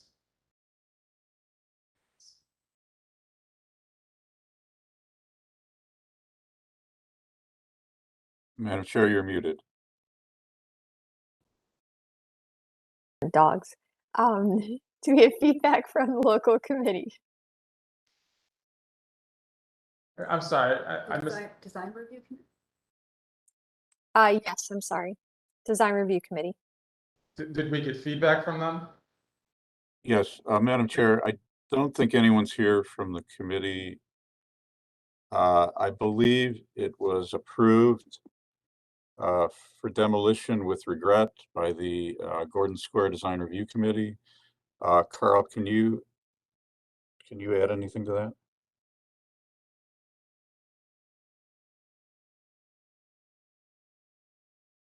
I don't. There was a bit of discussion, but yes, it was approved. Okay, thank you. And just to give the commission some background, as Mr. Billington stated, this was designated as an individual landmark at the request of Councilman Pianka, which should tell you how long ago this was. It was reviewed twice in the past by the commission for demolition in 2012 and again in 2016. The applicant in both cases was the city of Cleveland. The first case was tabled, and the second case in 2016 was withdrawn from the agenda. At that time, there was some interest from an out-of-state investor. It turned out that fell through. At that time we had never been through the building, and I'll just have Carl click through the slides of our recent site visits. Some of the commission members were in attendance, also members of the design review committee. The building has deteriorated significantly since we saw it in 2016. It's been vacant at least that long. It's not a typical stores and suites building. It's it's pretty much a tenement that happens to have a storefront in the front. It was designed by Bernard Van de Velde, who's a significant Cleveland architect who designed Our Lady of Lourdes Church on Broadway, among other things. And it's a surviving frame 19th century building, commercial building. You can see the conditions. This is the first time we were in the building, and my impression was that the interior wasn't as bad as I expected. There are some foundation issues in the basement. We weren't able to access the basement, so it's hard to determine the extent, but you can see from the exterior that trees have infiltrated the foundation, and there may be some real serious issues in the basement. There are some finishes on the first floor behind the storefront that are significant. But you can see that there's been some water damage. Portions of the first floor have collapsed. The second floor is in better shape, although a lot of the plaster has been removed as probably as part of a previous renovation. The attic is very spacious and unfinished and seems to be fairly dry.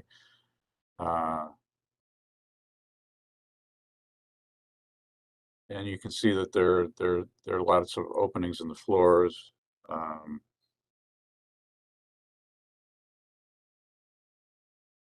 And the exterior has continued to be overgrown over the intervening years.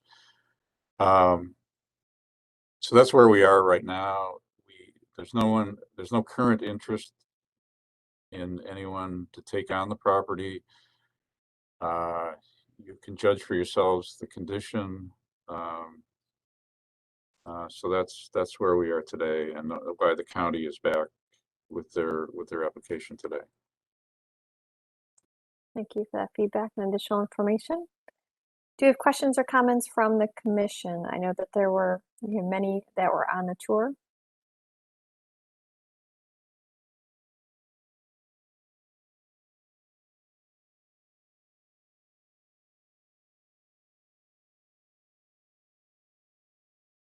Questions or comments from the commission?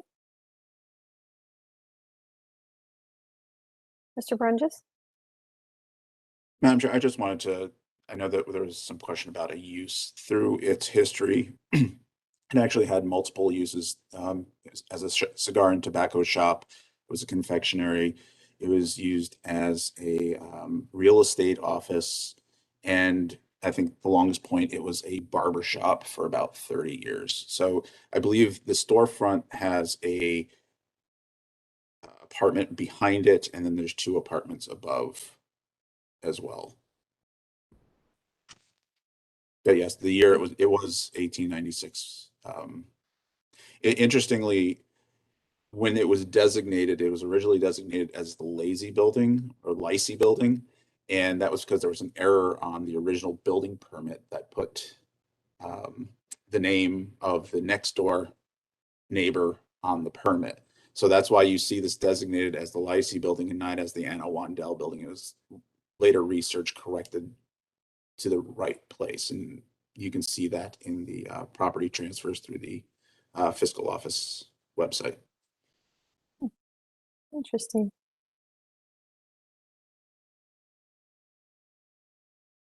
Thank you, Mr. Brunges.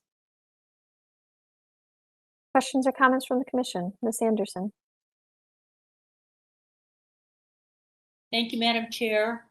I did attend the site visit, and it's sad because there's some really beautiful things about this building, some really nice built-ins, some natural woodwork, some things that are still there. It's heartbreaking to see this building in such a tragic condition. Unfortunately, we were not able to get in the basement, which is always very telling. I did look over the presentation prior to this meeting, and there's a cost estimate breakdown for renovation. And I took that cost estimate and I discussed it with a gentleman who has taken on projects like this. Who's really taken on the ones that were almost impossible to renovate. So he was very familiar with cost of this kind of renovation. And, he did take issue with a number of things in the line items as being excessively high. Some of them he thought were, pretty on target, but some of them were he just thought they were way high. So I don't know whether it would cost $432,000 to renovate this building. Based on my discussion with him and my experience with other developers and rehabbers, I think it'd be considerably less. That said, if this building was maybe a mile to the north of the tracks, you know, Briggs, Franklin, Detroit, that area, probably would be economically viable to take on the structural issues presented here and restore the building. But given its location, probably doesn't make sense from a financial standpoint to put that kind of investment in it, unfortunately. So it's starting to look like a condemned building, vacant lot. Sad, because it's a cool place. I would agree with your comments. I mean, there's something that's very just charming about this building. It definitely has some issues, but it's obviously been neglected for many years, based on, you know, just how it's been decayed on the inside and the floor missing and so forth. So it makes me very sad because I think this is, like I said, a very charming building and has potential. And from the surface, appears that, you know, it could be renovated, but it does take someone to know what they're doing to renovate a building in this state.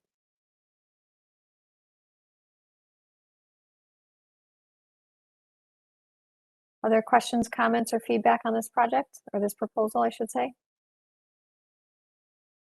One last question from that I forgot to ask. Is there a salvage plan that has been looked at for this project?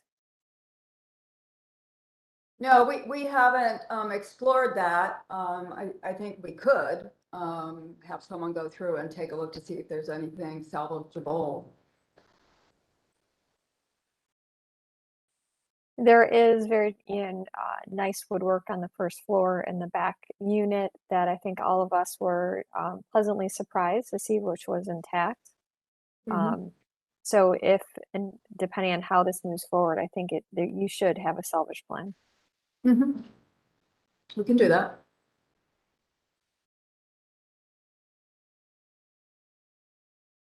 Questions, comments, or feedback from the commission?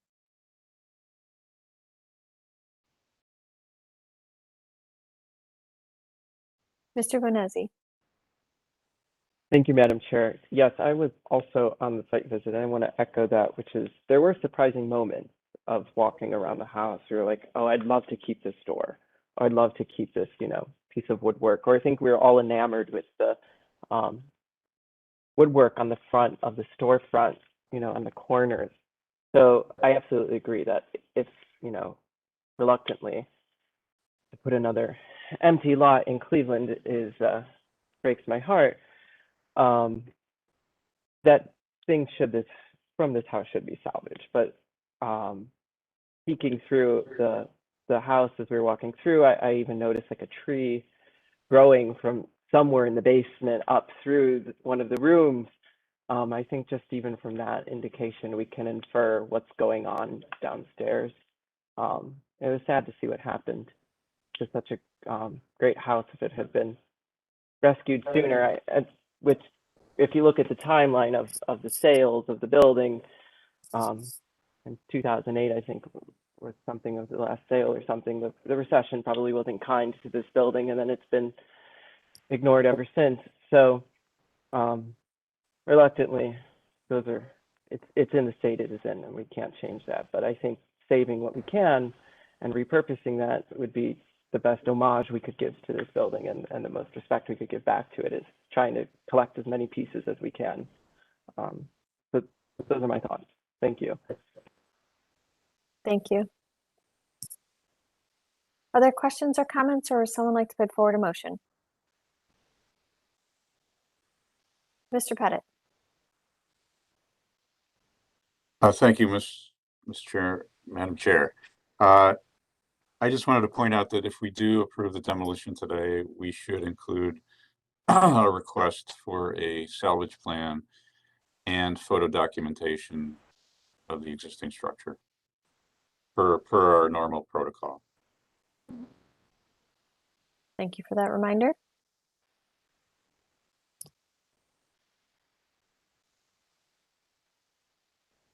Would someone like to put forward a motion? Mr. Strickland. Thank you, Madam Chair. Okay, I will put forward the motion to approve the certificate of appropriateness for the demolition of the structure contingent on the creation of a salvage plan and effectively salvaging any worthwhile interior features or exterior features that for potential reuse, and photo documentation of the existing structure prior to demolition. Thank you for the motion. Do we have a second? Mr. Panezzi. I'll second that. Thank you. Any further discussion? Great. Mr. Pettit, could you please call roll and announce the results?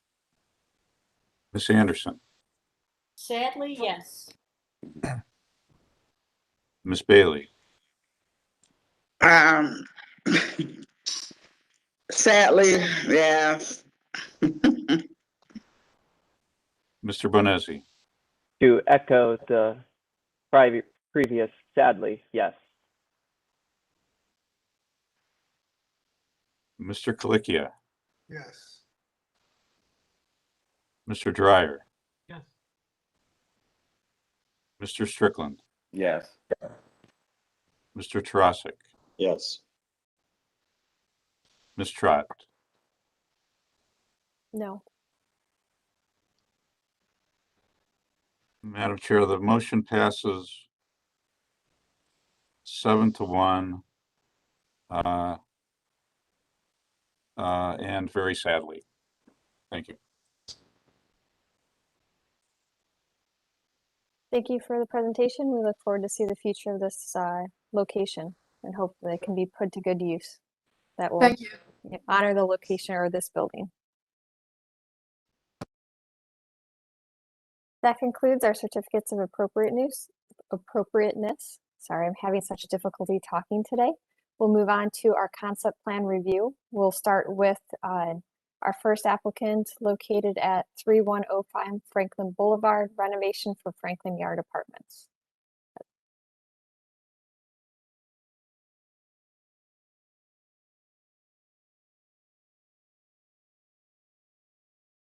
Could the applicant please use the raise hand function, open your mic, announce yourself, and tell us about your project. Hi, I don't know how to use the raise hand function, but if you can hear me, Andrew Irusi here with the Dally Group. We've also, I think, got Jeff Gibbon on the call. Jeff is the architect for our project. So here to conceptually present what we're currently calling Franklin Yards.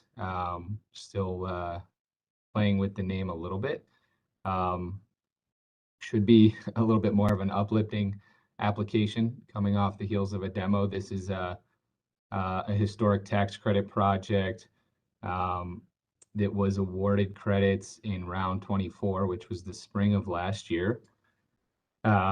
We have currently performed a decent amount of interior demolition as well as some exterior demolition of non-historic elements to the property.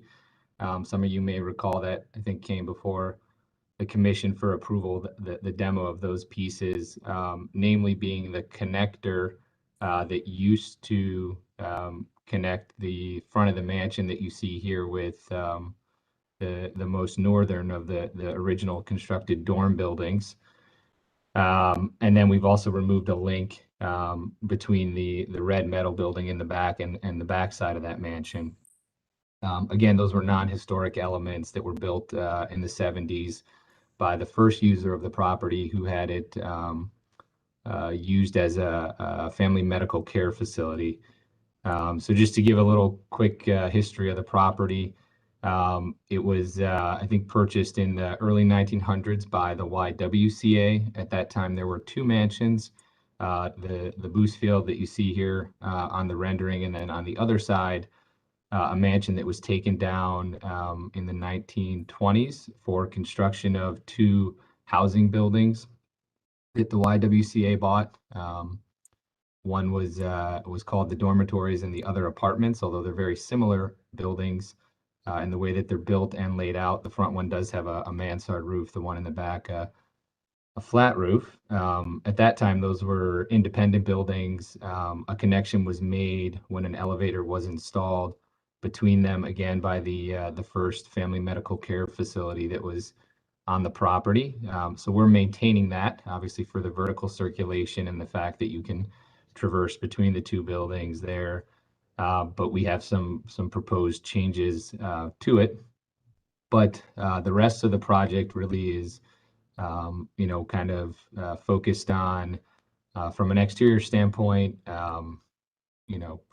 preservation, restoration of the historic elements, the materials, that you see there today, brick, stone, will be repaired significantly. New window package will be installed everywhere that matches the original historic window profiles.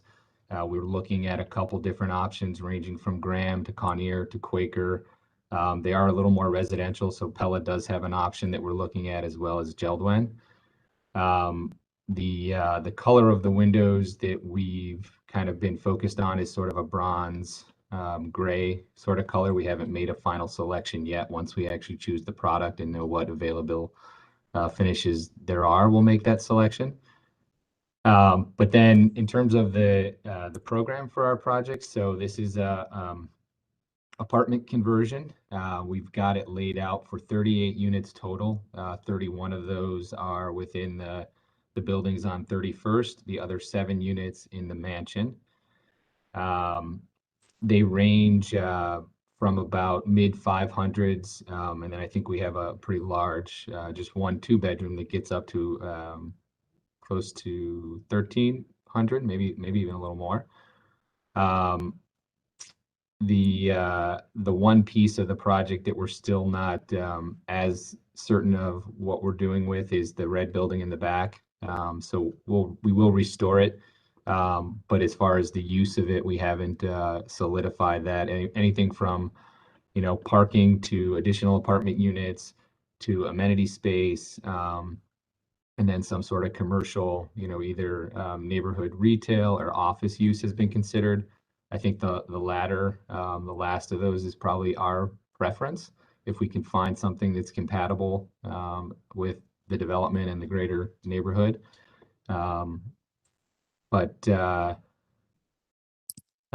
Is one other thing to point out is that we are working to try and make this what we've called kind of a middle market product. So not a high-end market rate, but not a low-income housing project either. So it kind of sits somewhere in between that. If you're familiar with kind of how they measure those things based on the area mean income, this would be something we're hoping that's affordable to people between like an 80 and 100 to maybe 120% AMI.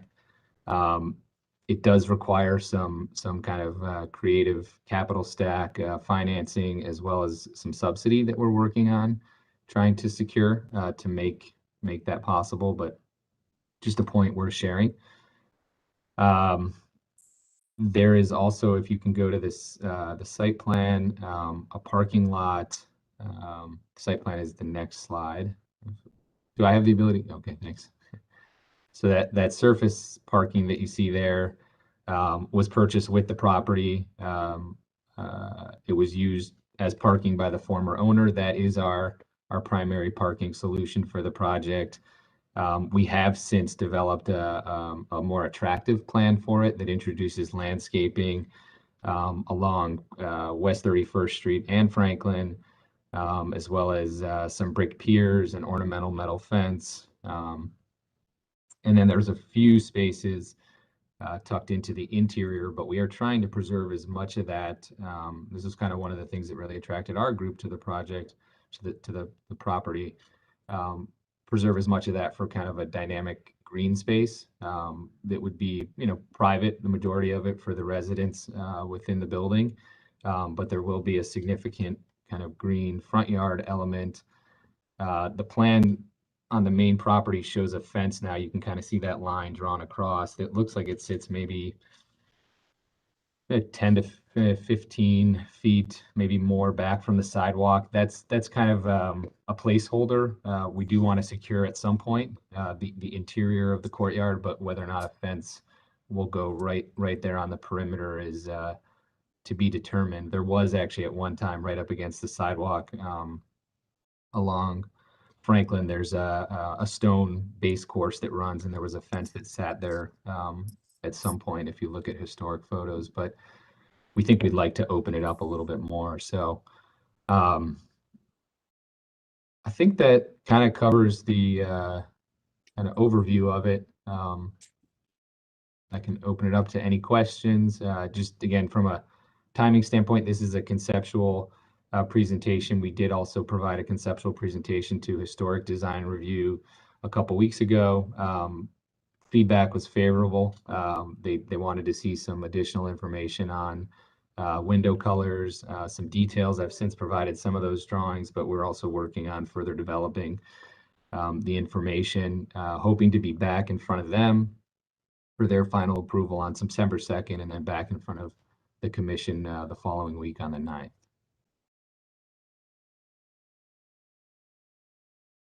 Thank you for the presentation. We'll start with feedback from the local design review committee. Hi, good morning, Madam Chair again. Donna Gregonis with Ohio City Incorporated, Neighborhood Development Director. Mr. Iarusi was in front of the local design review committee, and most of the comments were favorable, but at the time they thought that they didn't have enough documentation provided to really give full feedback. And it looks like there's quite a bit more here in this presentation, but they did like the green space, but they considered asking Mr. Iarusi if he'd be willing to do less parking and more green space, maybe provide some more site amenities or programming for that space.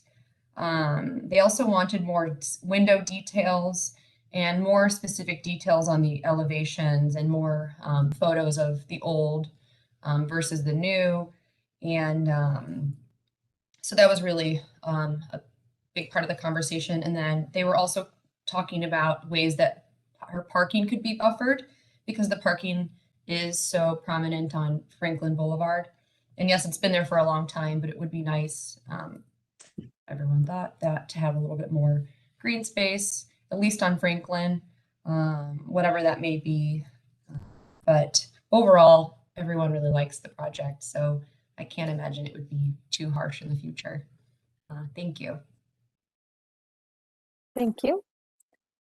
We will open up the floor then for the commission for questions or comments.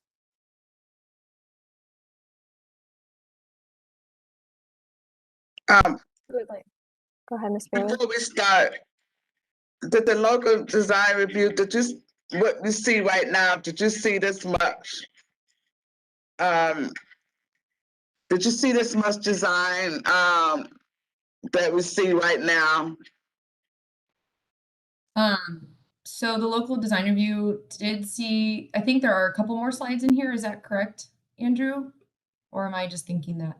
Yeah, no, so this is the exact same package that Okay. local design review saw. I had since sent them, and then also to the Landmarks group, a bigger package. It's called a planning submission set. It's what we intend to use for our initial zoning review. It's got some more detailed drawings and information on the building and the project, as well as a really detailed window package that Jeff put together that documents existing original windows. There's a few left in the kind of English basement that the building has, and then as well 1 or 2 inside the mansion that we've been able to use as the model for the replica.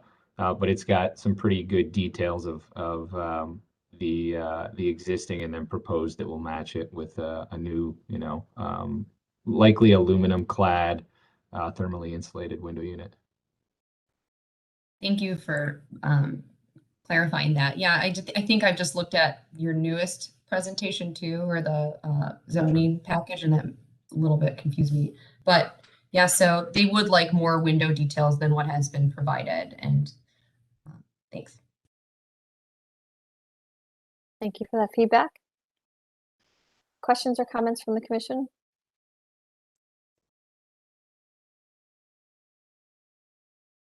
Madam Chair, this is I'll- Bob Strickland. I Oh. have a question. This project is getting historic tax credits, is that correct? It is, yeah. So we were awarded state historic tax credits last spring. And then we will also make an application for federal credits. So it has already been reviewed and approved. We have our part 2 from SHPO, and with the tax credits again awarded from ODSA. Yeah, so that was going to be my question, is where you stood in the SHPO review process. So you've received phase 2 just based on this limited information, and what kind of detailing were you able to provide them with regard to? Yeah, so maybe Jeff can help me out here, but there's a much more robust set of drawings that some of which you see in the planning submission set that I also sent, but we have a whole part 2 design submission set that went to SHPO for their review and approval. So I can absolutely share that with Landmarks Commission as well, if there's information in there that you guys probably would want to see. Absolutely. Yeah, that's the level of detail that will require when you go for final approval for this project. Sure. But, obviously this is a fantastic project.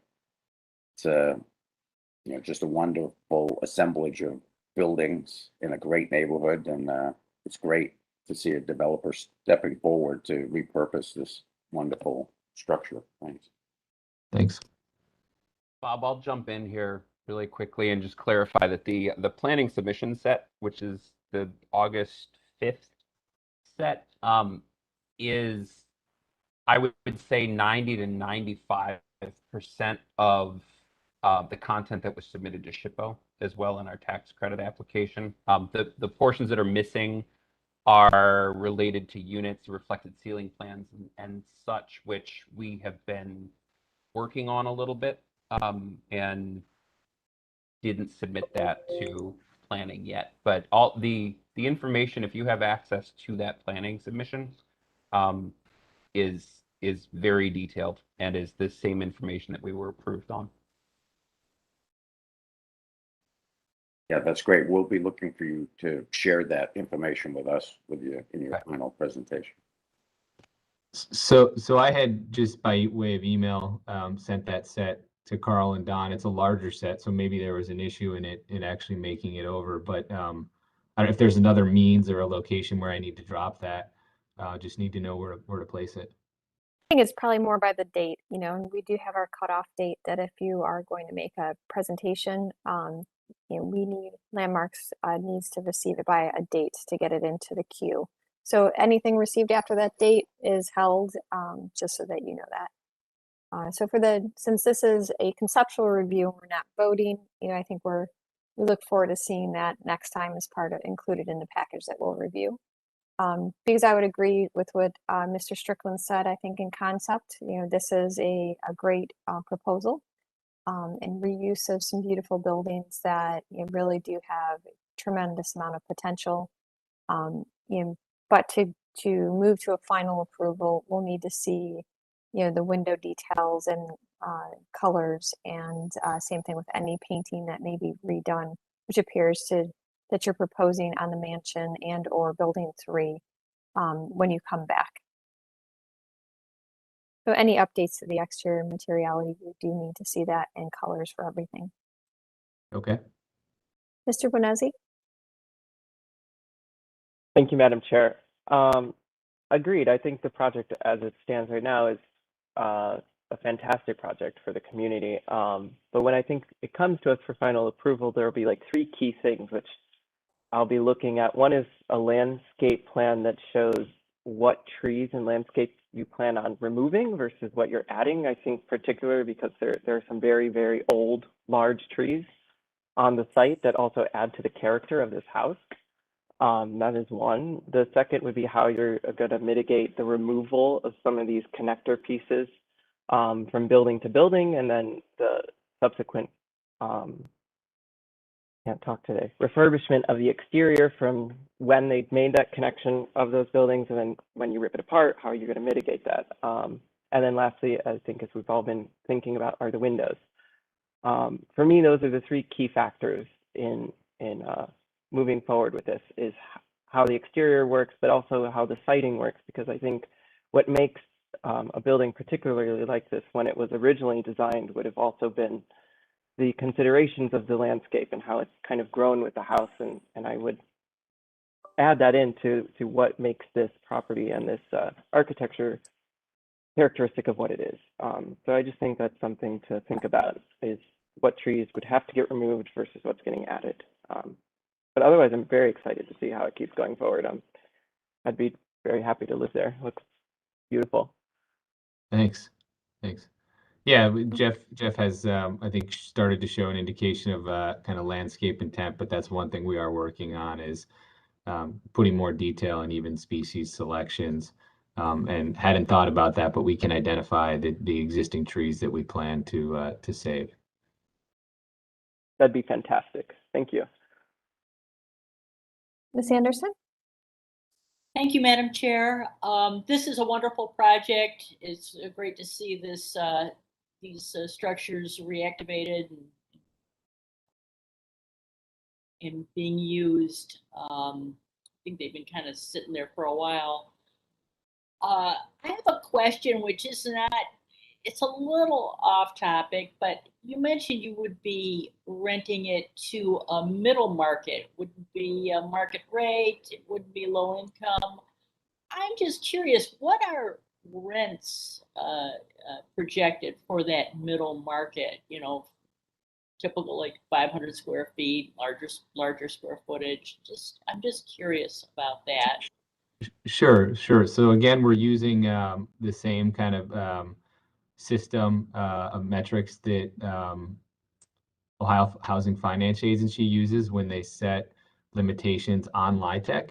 So it's all based off of where you sit relative to AMI, and then essentially their calculation really is the rent charged is about 1/3 of that individual's income. So what that translates to here, if we're talking about it being between an 80% to 120% AMI earner, is rent somewhere in the 1,000 to 2,000 range that covers both 1 bedrooms and 2 bedrooms. So obviously 2 bedrooms, I think, gets up to close to 2,000 for someone at, like, say, 100% AMI, and a 1 bedroom is about 1,400 limitation for 100% AMI. So your 1 bedrooms are going to be somewhere between $1,000 a month and $1,400 a month. Is that what you're saying? Yeah, more or less. It depends again. Like, we're still working through how we would verify income limitations from a renter, and then based on where their income is, that would roughly be the range. I mean, I can share with you kind of our template leasing schedule for the units if that's of value to show you. I just want to clarify again, though, that is our hope and our desire for this project, but it does not work unless we can find a way to get, financing sources that have, that are structured to incentivize people to do that, meaning that there's, agencies that have terms on financing that encourage you to do that by giving you better terms than conventional financing. And then secondly, a subsidy, and we're just in the process of working with community development to see what options there might be to help us do that. It's so cost intensive just on, the demolition and infrastructure and systems, that in order to be able to rent at that rate, we have to recover somewhere. So that makes sense. Okay, that's interesting. Yeah, I think at least for me, more photos of the existing condition and any kind of historic photos are always very helpful. In addition to more details on things like your windows, different components of the exterior of the building. But yeah, overall, I'm excited about the project. Thank you. Sure. Thank you, Ms. Anderson. I'm sorry, Ms. Bailey. I'm looking forward to this beautiful project being active. Could you show some of the older photo? I'm just looking at this beautiful, just this part of the test credit, or just wondering some of the activity. For example, the windows. Is it some of the windows? Is it going to be we use, like, for example, is some of the windows wood? Are you going to be using, if it's some of the existing original, is it wood? Is it at good condition? Are you going to be using some of the wood? Is it going to be replaced with new? Do you know the existing conditions, some of it? Yes, so Jeff studied this much closer than me. My kind of general understanding is that the few original windows that are left were in a condition that allowed us to, kind of document them, but not in a condition that would in any way really be able to be repurposed or reused. They're in pretty bad shape. A lot of the casing is rotted out. A lot of the lintels have been completely rotted out, so we plan to replace those. So again, just given that there were so few of them, but luckily enough to document it, we planned on doing full replacement of historic replica, all new. Okay. And what's the condition is of the building itself as far as the masonries and stuff? I'm assuming that the overall building, part of the renovation, the condition. Yeah, so there are varying degrees of disrepair, depending on what you're looking at. Because of how the windows were modified, the worst problem is all the brick over existing window openings. They basically created a shelf with a new cladding that they put on, and so water was just constantly getting in there, and it rotted out. So that's probably like our biggest item of repair on the masonry side. But then there are stone elements on 31st that are in rough shape that we'll be repairing and replicating with new cornice and components. Just one other thing to maybe point out that made me think of, there's a decent amount of original window openings that were closed in over time. We're going to be opening all those back up. Now, you say you had 38 units in here. I'm hoping, and as part of your concept interior, are you having the fireplace to be active in those units? So there's only, to my knowledge, one actual fireplace that's in the basement. And it didn't quite work out so well. I don't know that it would be considered active. It was kind of blocked in, but that's the only one that I've seen any sign of. But our plan didn't really allow us to reuse the actual interior fireplace, if that's what you're referring to. All the chimney stacks will be preserved and restored and maintained. Okay. All right. And then as far as parking, 38 units and stuff. So how are you going to address the parking for the units? Yeah, so if you look at the site plan here, that lot that says surface parking 42 spaces. So that was the existing parking lot for the last user of this property. We are, again, introducing more landscape and architectural elements to make this plan nicer than what you see here. But that is our predominant solution for parking. As well, there are 6 spaces interior of the project between building 2 and building 3 that would have, that could be a couple overflow spaces. That's where we are meeting our ADA accessibility requirement on spaces. We also thought that would be an opportunity if we did find kind of a commercial user for building 3 that they could park. All right. Okay, so the reason why I asked about the fireplace, although they're not going to be active, the chimney is still going to be on the building. So you can still have that, chimneys feature still part of the architecture. So I just want to make sure it's not going to be demolished or anything. It's still going to be part of the feature of the building. Yeah, absolutely. We'll be preserving all the chimneys. Okay. All right. Thank you. Thank you, Ms. Bailey. Mr. Brunges? Hi, I just, to build off of Mr. Benezzi's comment, a tree preservation plan will need to be submitted as part of this because there are more that's the requirement of the city, and Andrew, I can get you that information as a part of that. Also, and I don't know if it's been, because you're showing a future fence in the front. There is a mapped 10-foot setback on Franklin Boulevard. So that'd be something to take into consideration when you are looking to put something up there. Thank you. Thank you for those additions, Mr. Brunges. Other questions or comments from the commission?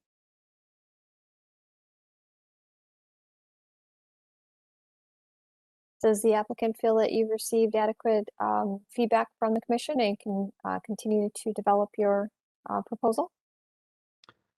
Yeah, I do. I guess my only clarification is just with materials and then what we actually present in the final. So we'll be, making sure that there's a lot more documentation for all the different things that we've talked about for you guys to review.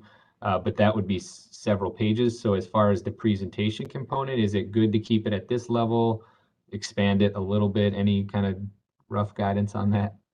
We would love for you to expand it and show us the details, because obviously we want to see the meat of it.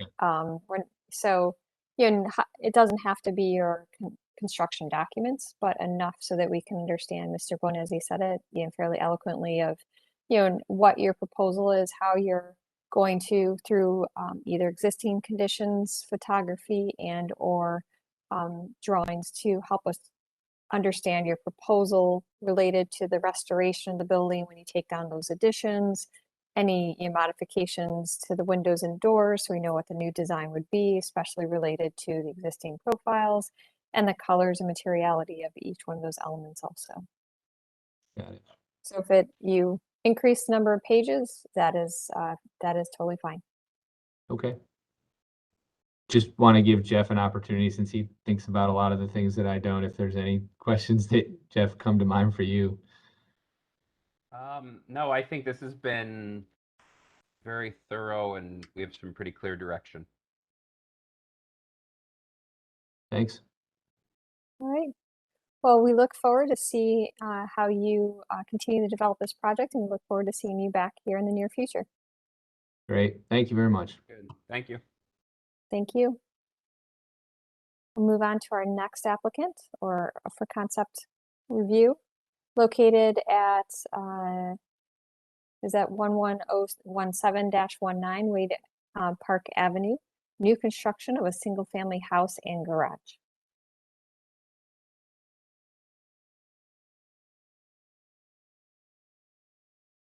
The applicant's free to announce yourself and tell us about your project. Hi, my name is Greg Soltis, and I am here with Caleb, John, and Andy, and we are proposing infill development on Wade Park Avenue. And I didn't know if Caleb or Andy or John, you wanted to say anything before we get started on presenting the design and concept to the committee. This is Andy Smith. I just wanted to thank the committee for the input and the prior redesigns and inputs that I hope are reflected here today. That's it, Greg. So why don't you present it? Okay, thank you.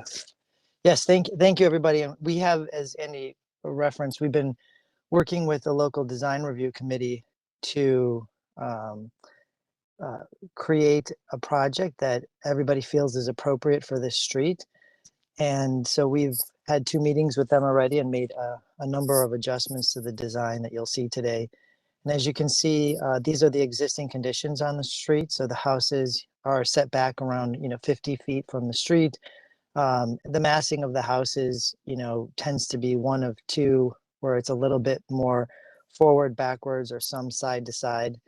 And also the architecture that's kind of typical in the neighborhood seems to be of kind of early 20th century colonial revival styles. So you can see the site there, which is about 190 feet deep and 65 feet wide. And it's 2 parcels to the left, or 3 parcels to the left of East 111th Street on Wade Park Avenue. Next slide. This is the proposed plan. We are still, playing around with where the location of the garage is, but the committee seemed to agree that the garage would be better off out of view behind the house rather than even being further back. And then also considering that this is new construction and thinking about how to make a house blend into this neighborhood, but yet also speak to the current, home buyer. We wanted the garage to be a little bit closer to the house, potentially attached. We don't know yet, but for now we've tucked it behind the garage. And then you can see the house itself is in line with the existing homes on the street. And the proportions of the house are similar to existing houses. It's more of a front to back. And there are a number of conditions similar to that along Way Park Avenue. Next slide. So this is a modular home. So it's different than a manufactured home. I've talked in depth with the manufacturer, I guess we could say, or the contractor who builds these homes. He operates a business out of Western Pennsylvania, and we talked about a lot of the pros of being able to build a modular home and ship it to site. He has his own workforce, so he has craftsmen that work with him that are his team. So he has much more control over the quality of materials, the labor, and because it's built inside, he also has control over humidity and things like that that can affect construction. So and then once the modular system is brought to the site, it's put together on site, and then carpenters and masons and local skilled people would finish it up on the site. Next slide. So this is the design concept, and we did a bunch of surveying in the neighborhood, walking up and down the street, talking to some of the residents, the councilmen, and also the design review committee in reviewing, what were some existing conditions on the street that we could refer to. And so we made a number of changes to the design. We created a higher pitched roof and added a window in the attic space. The front porch is open and it has some Tuscan columns. We also decided to change the nature of the front porch itself. It's more of like a hip roof type condition. We added brick around the entire, all 4 sides of the building on the first floor, and then transition up to siding. The windows, which were white originally, are going to be in a more historic color palette. And we are right now exploring some historic color palettes. So when we come back to you, this will look a little bit different because we're going to try to get it to be something that looks more consistent with the historic colors and materials that are on the street. And then that little bump out on the side, or if you can see on the top right facade elevation, you can see that little bump out. So that's, an electric or gas fireplace. And that was actually a condition that I found somewhere else on the street. So we just kept that with a similar molding profile and roof type condition. Next slide. And so, here you can see, perspective view of the house. It does have a side door, so we have a little stoop there for the side door. We have these cheek walls and these steps, which again is another typical condition on the street with kind of an open porch. And, there tends to be a little bit of change in the elevation from the sidewalk up to where the houses are. So some of that will be taken up by the grade change, and then also landscaping. And next slide. This is another perspective view that shows the front of the house, like how it would be seen from, if you were on the street. And then next slide. And then this shows the house in place on the street next to the existing houses that are there. So we welcome any of your feedback, comments, as we continue to kind of push this forward and make some additional modifications based on the design review committee's feedback. Thank you for the presentation.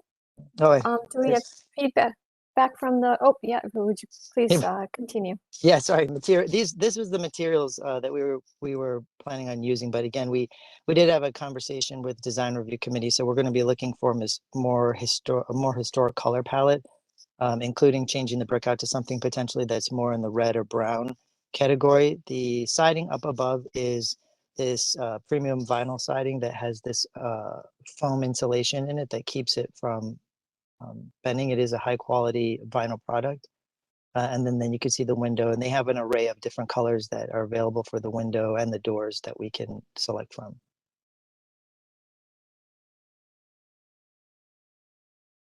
Okay, thank you for the presentation. Do we have feedback from the local committee?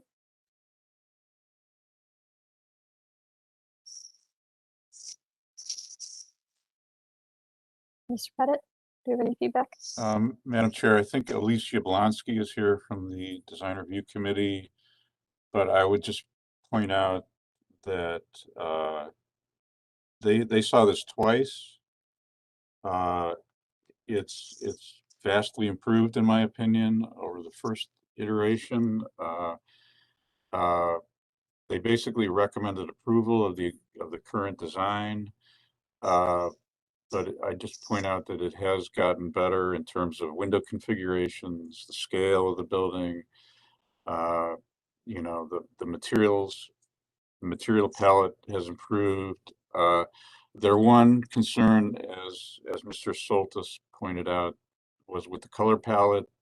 They want to see something that's more in keeping with the historic character of Wade Park Avenue.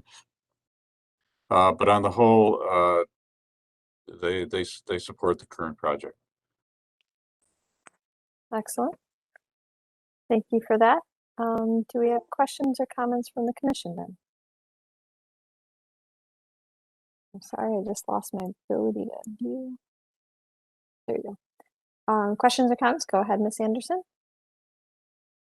Thank you, Madam Chair. I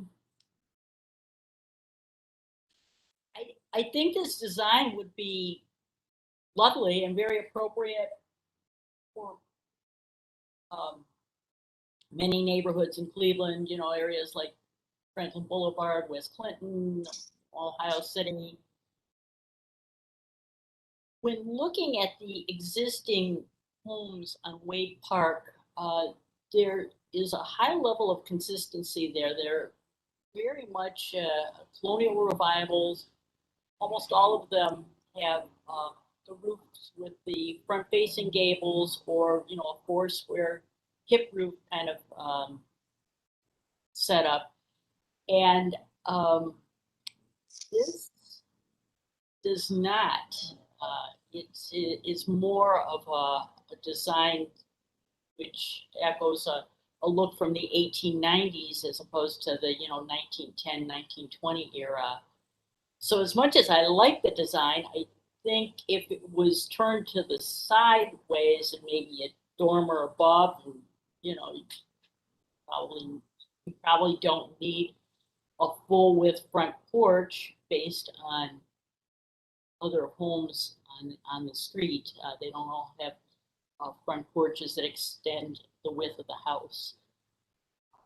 But yeah, like I said, I like the design, but not for Wade Park.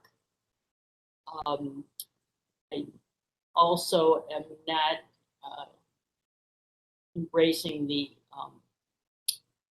premium vinyl siding, at least not on the front elevation. You know, maybe in the back, maybe the sides, but definitely not in the front.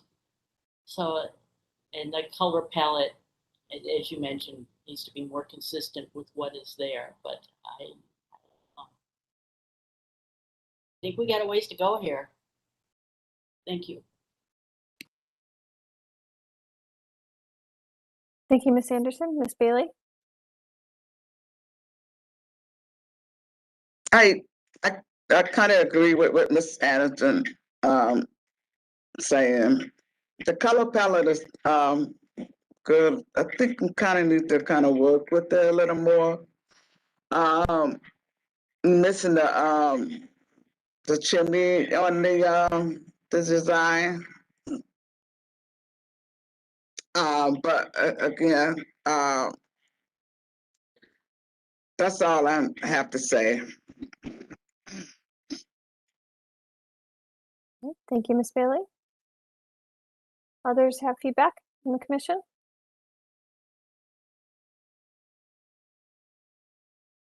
I guess I'll give mine here. Just obviously Google Earth is a friend and also an enemy. That just reviewing this area, I would agree with Ms. Anderson's feedback related to the roof profile. Although are a few examples of this type of gable, a double gable, or the gable in the opposite configuration, or 90 degrees is the more appropriate for this area. Have you explored other roof profiles or just stayed with this roof profile? We've looked at like enhancing the look of the building and relating it to the other houses in other ways rather than having to rotate the gable 90 degrees. As you mentioned, we did find a couple of examples of this in the neighborhood. So, in also keeping with the fact that we're trying to meet in a more affordable price point for a house this size in this neighborhood, which, this neighborhood's houses tend to be more grand.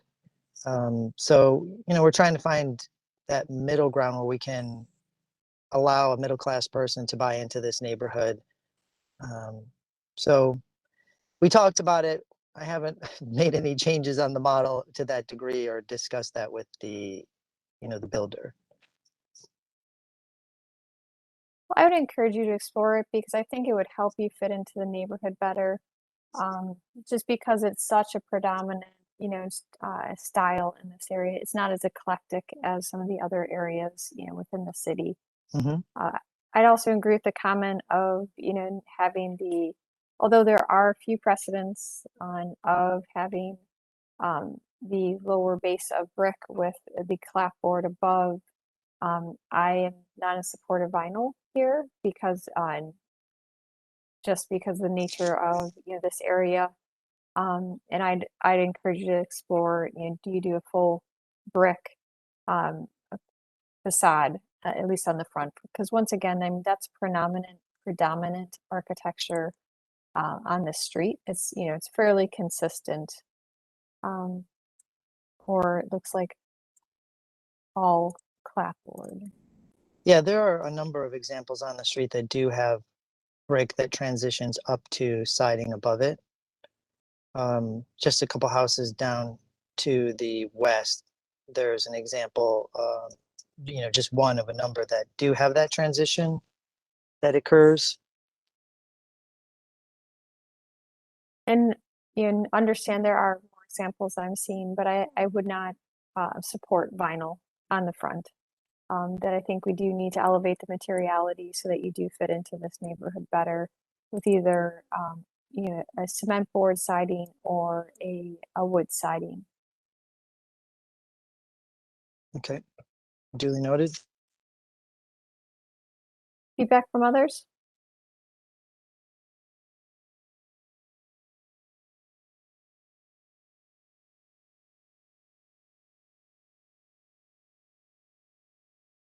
Any additional feedback from the commission?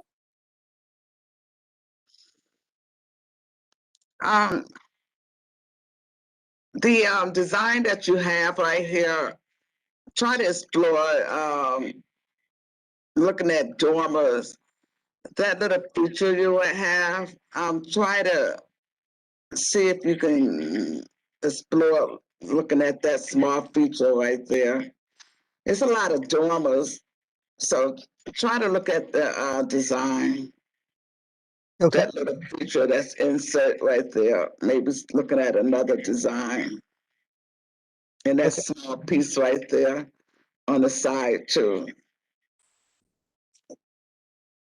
Yeah, the piece that pops out on the side is the fireplace. So it's going to be like a gas fireplace, but that condition also, is that what that is? Oh, okay. And that condition does also exist elsewhere in the neighborhood. Okay.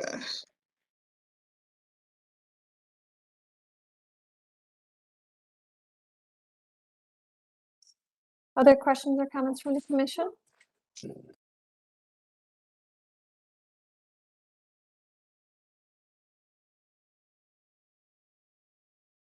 Seems like we have a quiet group today. So does the applicant feel like you've received enough feedback from the commission so far to continue the development of your project?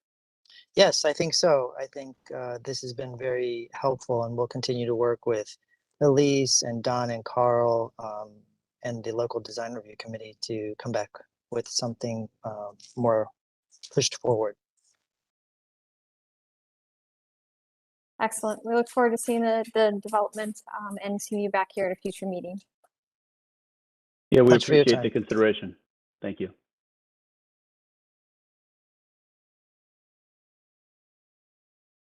I believe that concludes our concept plan review. We have one landmark nomination. Mr. Brunges or Mr. Pettit, would you like to take it from here? Mr. Brunges? Thank you, Madam Chair. This is the Cleveland Landmark nomination for the Cleveland Fire Department Engine Company 26 Station House on Kinsman Road. The property was at Kinsman Street and East Madison Avenue, which is now East 79th Street. When the city acquired it in 1883, it held on to the property for a number of years, and originally this station was not supposed to be at this location. It was supposed to be a little bit further up the street at East 93rd. It was not approved, and then they adopted in 1897 this location for the fire company. First proposals were rejected and new bids were requested because I believe everybody came in overbid. So the contracts were approved on September 20th, 1897, and luckily there's really good documentation on this building from the Western Reserve Fire Museum, which is at the other corner of Ontario and Carnegie. So contract approved, the heating and ventilation was done later. So this is how the building originally looked, and it was dedicated on March 8th, 1898. Brick, stone trimmings, 2 stories, large attic. And here was the first company members of Firehouse. And you notice it was the first engine house built in the city within estimate and without extras, which I kind of like that. I don't know what that is, but it's kind of neat. The architect was William Ruggles Watterson, who raised in Cleveland. He returned and first started working for George B. Post, and he practiced on his own and had a partner as well. One of his best known buildings is out on St. Clair and East 55th, the Lakeshore Bank. He did numerous other buildings throughout the city. We were presented with some of the interior photos, historic photos of the firefighters. These are from 1912, and I believe we have a letter from Zach as well. This is from a day in the life of, and then there's the engine, and that says what, 1936. So that's actually in the time that Elliot Ness was the safety director. So that was during this transition from the horses into the vehicles, the gas-powered vehicles. The bell tower was lowered in 1939-ish when all the alarm bells were removed from the stations. Again, this is during the Ness administration because radios were put in and it no longer necessitated having the bells. This bell that I show here is at the museum, and I believe it is the last existing bell from all the firehouses throughout the city, as all the rest of them were melted down for the war effort during World War II. So in 1939, they had the alterations, and we have drawings from that. Let's go through these quickly. And then the plans, the floor plans.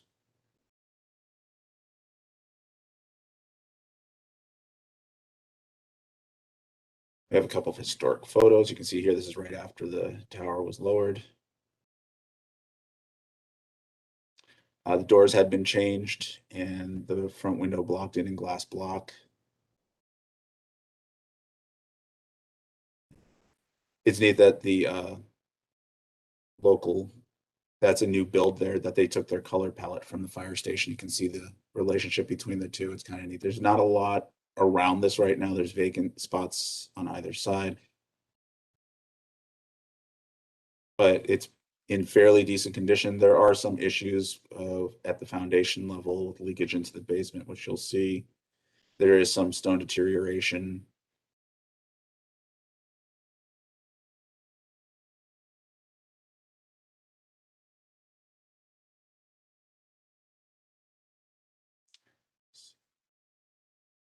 They happened to go out on a call when we were there. Our interior finishes remain intact. More modern kitchen.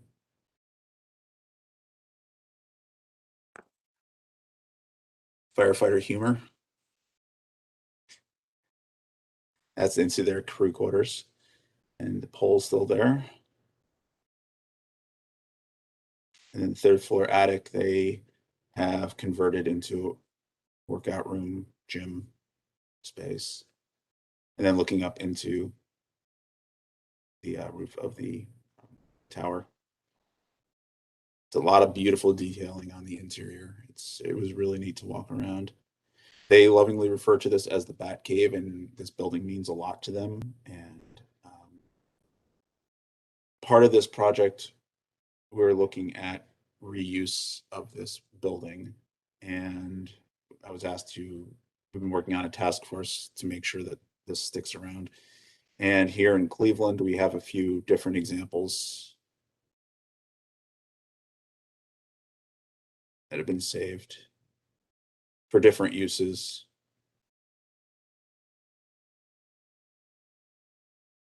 And then we were looking at other places as well. Here in Rochester, New York, it was reused as a restaurant, bar. And then even in England, where they showed a good intermediary piece, modern, that didn't really affect the architecture of the two, but it connected the two and it's sympathetic to that. So there's some things that in the future, the commission will probably be looking at as a reuse comes along. I have two letters of support. First from John Marconi, who was a firefighter, and he was instrumental in a lot of this information, who has lived in the city for 50 years, and he does not want to see another iconic fire station neglected. He says that Firehouse 26 is the longest continuous full-time fire station in the city. Station 24 is a year older, but was closed for a period of time. It's a one-of-a-kind station that is regarded as a classic fire station, with its bays located on the street level and the sleeping quarters on the second floor. Since 1898, there has been someone in that station around the clock for over 1 million hours, which is an astounding statistic if you think about that. Fire Station 26 has been around for World War I, the Depression, World War II, and housed men that lived through these monumental events in our country's history. He feels that none have been used. There are other older buildings in the city, but he feels that none have been used as such and have provided as many city services as Station 26. Firehouse 26 started as a fixture in a Hungarian neighborhood, being secured by the Kinsman Street Improvement Club, and it lasted through the middle and end of the 20th century, surrounded by the largest public housing neighborhood built in the United States. It continues to serve the area as the Opportunity Corridor approaches and the neighborhood begins anew. And he felt you need to protect buildings that are a part of our city's history, especially in neighborhoods that this firehouse has been a part of the history. The city of Cleveland's fire department has been in existence over 150 years. 26 is the best representation of the department's history. I discussed those pictures that I showed earlier were from a Cleveland news story from 1912 titled "The Day in the Life of Firemen." His personal story that he's adding here is that he is a therapist in home care on his days off, and he met a patient who lives in Fairview And that patient found out he was a firefighter and proceeded to show him photographs that he had when his father was a firefighter. And it turned out that these were pictures from Station 26, and that his father was on the original roster of the Station 26 in 1898. He wants to avoid what has happened to other classic buildings in the city, damage by vandals or false praise to the wrecking ball. The second letter is from Zach Miklowski, and he's a lifelong resident of the city of Cleveland. And his earliest memory of Firehouse 26 is when his father was sent there on his last move as a Cleveland firefighter. He was 12 years old, and he visited his father many times, and this firehouse always felt like home. It was his dad's home away from home. The firefighters were so welcoming as they showed off their station, the watch desk where alarms would sound, the doorways that horses would respond through the alarms, the old hayloft now made into a kitchen, the white enamel tile covered in black soot. The station was magical. It was like going back in time. His dad would stay most of his career in this house as a firefighter, lieutenant, and finally as a captain. He would follow him in his footsteps to become a firefighter. He had the special privilege of working with him there a few times, and there's something special about 26. Every firefighter I have spoken to about 26 always has fond things to say about it. I'm not sure if it's because of the building, the history of the firefighters. In my career, I've discovered that not all fire stations are the same. All are fire stations, but 26 is a firehouse. That concludes his letter as well. So thank you. Well, that is amazing documentation, and this building is beautiful. I think they've summarized it. It's amazing to look at the condition that it's still in, looking at a Google Earth for the area that it's in, and some of the things that have happened around it. There you go. Did you go through all these photographs? I'm sorry. Yeah. There you go. It's a beautiful, beautiful structure, and I fully support the nomination.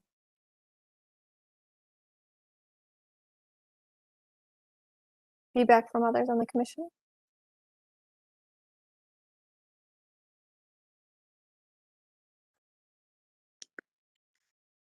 Paul, compared to the original photo, is the whole entire building intact from the original photo you showed? Not the tower. The tower, okay. This was lowered in 1939. Okay. Yeah, that's what I wanted to know.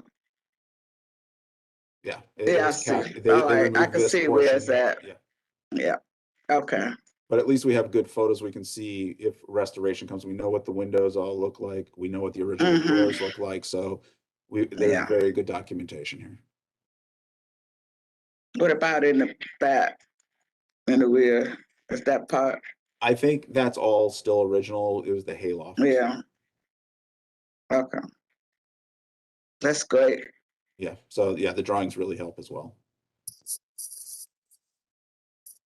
Mr. Bonazzi? Thank you. Just what a fabulous building. I just love this thing.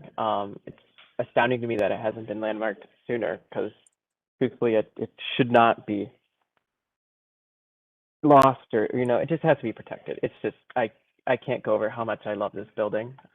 Mostly because I love arches, and every time I try to design arches, people shoot them down. So, and thank you for getting this all together. I think it's it's amazing also how much documentation is on this building, really, because I know there's times where we're scrambling or scratching our heads to figure out how to know something, and to have all this history and plans and pictures. It's just fantastic. So I obviously fully support it. Excellent. Thank you, Mr. Bonazzi. Ms. Henderson? Thank you, Madam Chair. Carl, thank you for the wonderful presentation. That is some incredible information. Really appreciate you compiling all that. I was curious, does the city have plans to no longer use this facility? Sounds like the actual firemen are very attached to it, and I don't know if it's somehow obsolete. I, It is. A new station 26 is either under construction or just beginning construction. I know is going through the planning phase. And it's kind of neat that they actually drew this one element from the tower and they actually pulled it over to the new station as well. So they're making reference to it. They need more room. It is a tight fit, and I think it might be going closer to where the original location was supposed to be, closer to 93rd and Kinsman. But yeah, I think everybody is on board and making sure that this is saved because it is such an iconic building and a landmark to this neighborhood that it could be one of those anchor buildings to help with redevelopment in the area. thanks, Carl. It'd be nice if somehow the interior elements could be preserved as well. I don't think we have much jurisdiction over that, but it's amazing. Everything is intact, not painted, and I know I'm familiar with some of these other fire stations that also had a lot of intact elements, but this one is really, really well preserved. I think the challenge on this building is the location. Obviously the one is in Hingetown, which is pretty easy to develop. There's, the couple on 25th. I know the one is a law office. We recently had a listing of a fire station. I think it was on East 91st, and eventually that buyer came along, but it was hard to find somebody for it. Yeah, I think Opportunity Corridor is probably going to be a good thing in this area as well, because it's just going to be going about is it half a mile, maybe a mile to the north. And there is, I believe, a planned exit or access from 79th. So this will be right down the street from that. Plus there's the train station just by there as well. So there is public access to this area. So once, like I said, this is something that can anchor redevelopment. But yes, in its current form, yes, it is a challenge, but there are plans for the area. Yeah, I hope the Opportunity Corridor makes this, viable for somebody.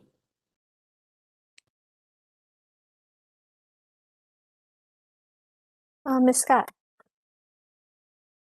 Welcome. You have feedback on this project?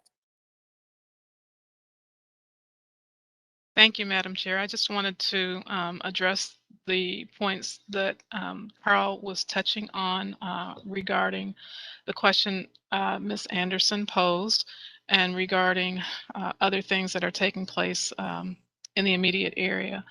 So there are many plans for reinvestment. One of the biggest ones in that photograph that was just before this last one here, where you have the CMHA development. That's a senior housing project. As you all may know, CMHA designed and developed their whole campus facility just to the east of this site here. So that was a big investment. And there's always been an interest in trying to strengthen the area so that it can become identified as a node where there is a lot of activity, including retail. And so one of the more innovative projects that has been developed, it's kind of diagonal to this site here, so it's on the north side of Kinsman, is the Box Spot.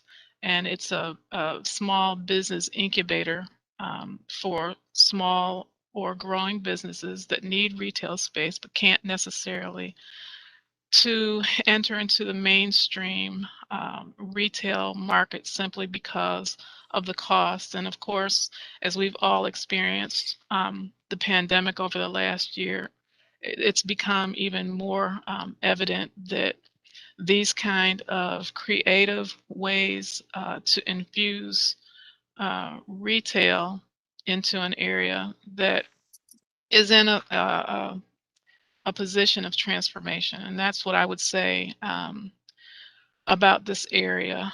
Kinsman and 79th Street is is a really important intersection, and even beyond the Opportunity Corridor, which it's a signalized boulevard. It's not, there's not exit ramps or anything. I have to make that point because, you know, with a lot of chatter going around, it's like, oh yeah, people will just speed through. No, it was designed specifically to make sure that it was going to have benefits to the surrounding neighborhoods. So that East 79th Street corridor is one that's very important and integral to the success of the corridor itself.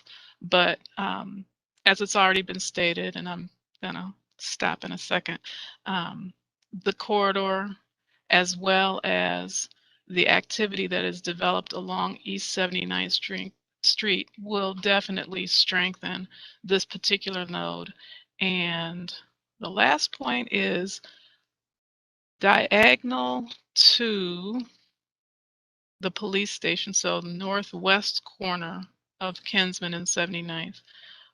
The Development Corporation for that area, Burton Bell Carr, is planning another senior housing development. So there are, as a matter of fact, they just celebrated a ribbon cutting for the Colfax homes, which is just to the north of that area. So that was a development of about 35 single family, low income housing tax credit homes. They just had the ribbon cutting like yesterday. So there's a lot of activity, you know, but these things take time.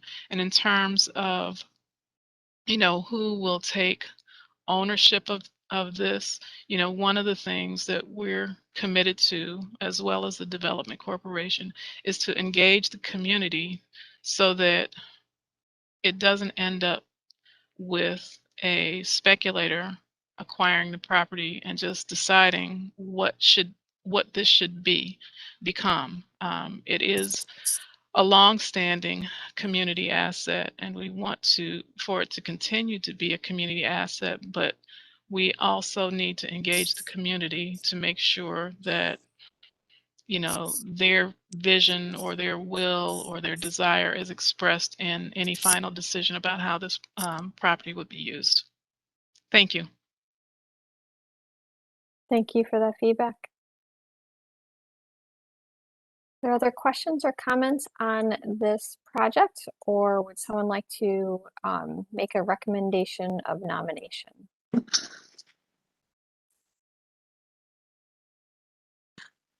I'll make a nomination, Dave Fire Station number 26 be nominated for a landmark. So we have a motion for recommendation and nomination. Do we have a second?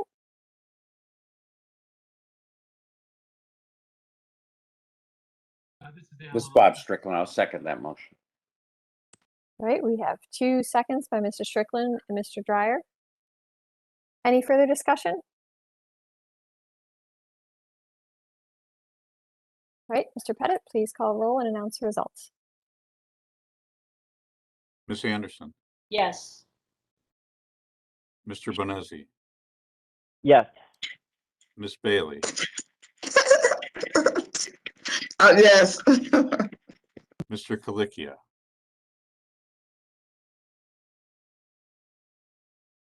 Mr. Dreyer, Yes. Mr. Strickland, Yes.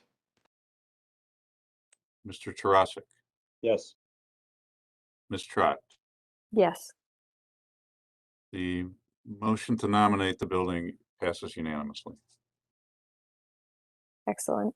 Great nomination. Thank you for bringing that forward. Beautiful Administrative- building. Do we have administrative reports today? Madam Chair, I just have a couple things. We've been meeting with the Mayor's Office of Capital Projects regarding the Hessler woodblock court. As you know, it's in pretty bad condition. The city's agreed to take it on in terms of repairing it and restoring it. you know, it's on the National Register. It's unique in the city of Cleveland. I think it's unique in the state of Ohio. So they're working on finding a solution for it. The problem they're having is that they can't find a supplier for wood blocks these days. And they've also raised an issue about the use of creosote in terms of waterproofing the blocks in a residential setting. So we're working with them to find a solution for the street. I think it's really important that we find one. Currently, they're looking at a hybrid solution that would include reusing 50% of the existing wood blocks and supplementing that with brick pavers. I'm not convinced yet that should be the ultimate solution. We have been looking at other cities in terms of what they've done with their woodblock streets. We've got feelers out about alternate suppliers for wood blocks. We're meeting with them again tomorrow. I just want the commission to be aware that this process is going on. It may happen quickly. I do think whatever solution they come up with has to be presented to the Landmarks Commission for final approval. I think it's that important to Hessler Road, the Hessler Historic District, and I just want the commission to be aware of that. The other item is that there's an apartment building on East Boulevard which partially collapsed a few weeks ago. The chief building official has determined that it's a forthwith, that it poses an imminent danger to public health and safety, that it's essentially an active collapse, and he has ordered the building down. I've reviewed it with him, and it's my opinion that, we should not object to that decision. I think, I trust his judgment in these cases. So per our code, per chapter 161, it does not have to go to the commission for review. Just wanted to make the commission aware of that current case. And that's all I've got right now, unless you have any questions. The other item is that on Friday at 4:30, we're having a get-together for Ava Schmidt, whose last day with us was last week. And I'd like to invite anyone who's interested to join us at the Thirsty Dog Saloon on the east bank of the Flats at 4:30 on Friday, if you're available and interested. So that's all I've got. Thank you. That was like the best update of the whole surround, right? Having a happy hour to say goodbye. I hope so. Well, excellent. That concludes our administrative reports. Does anyone have any other questions or comments for the group? Don, can you just say the date one more time? I'm not good with numbers. Yeah, it's August 27th, which is tomorrow. I can't keep track of time either. It's at 4:30 at the Thirsty Dog Brewing Company in the Flats East Bank, and it's at 4:30. If I didn't say that already. So hope to see some of you there. Oh, you probably will. I can see it from my window, so. That's great. Excellent. Well, thank you, everyone. That will conclude our meeting for today, and we are adjourned. We'll see everyone in 2 weeks. Take care. Take care, everyone. You too. Thank you very much. Bye-bye.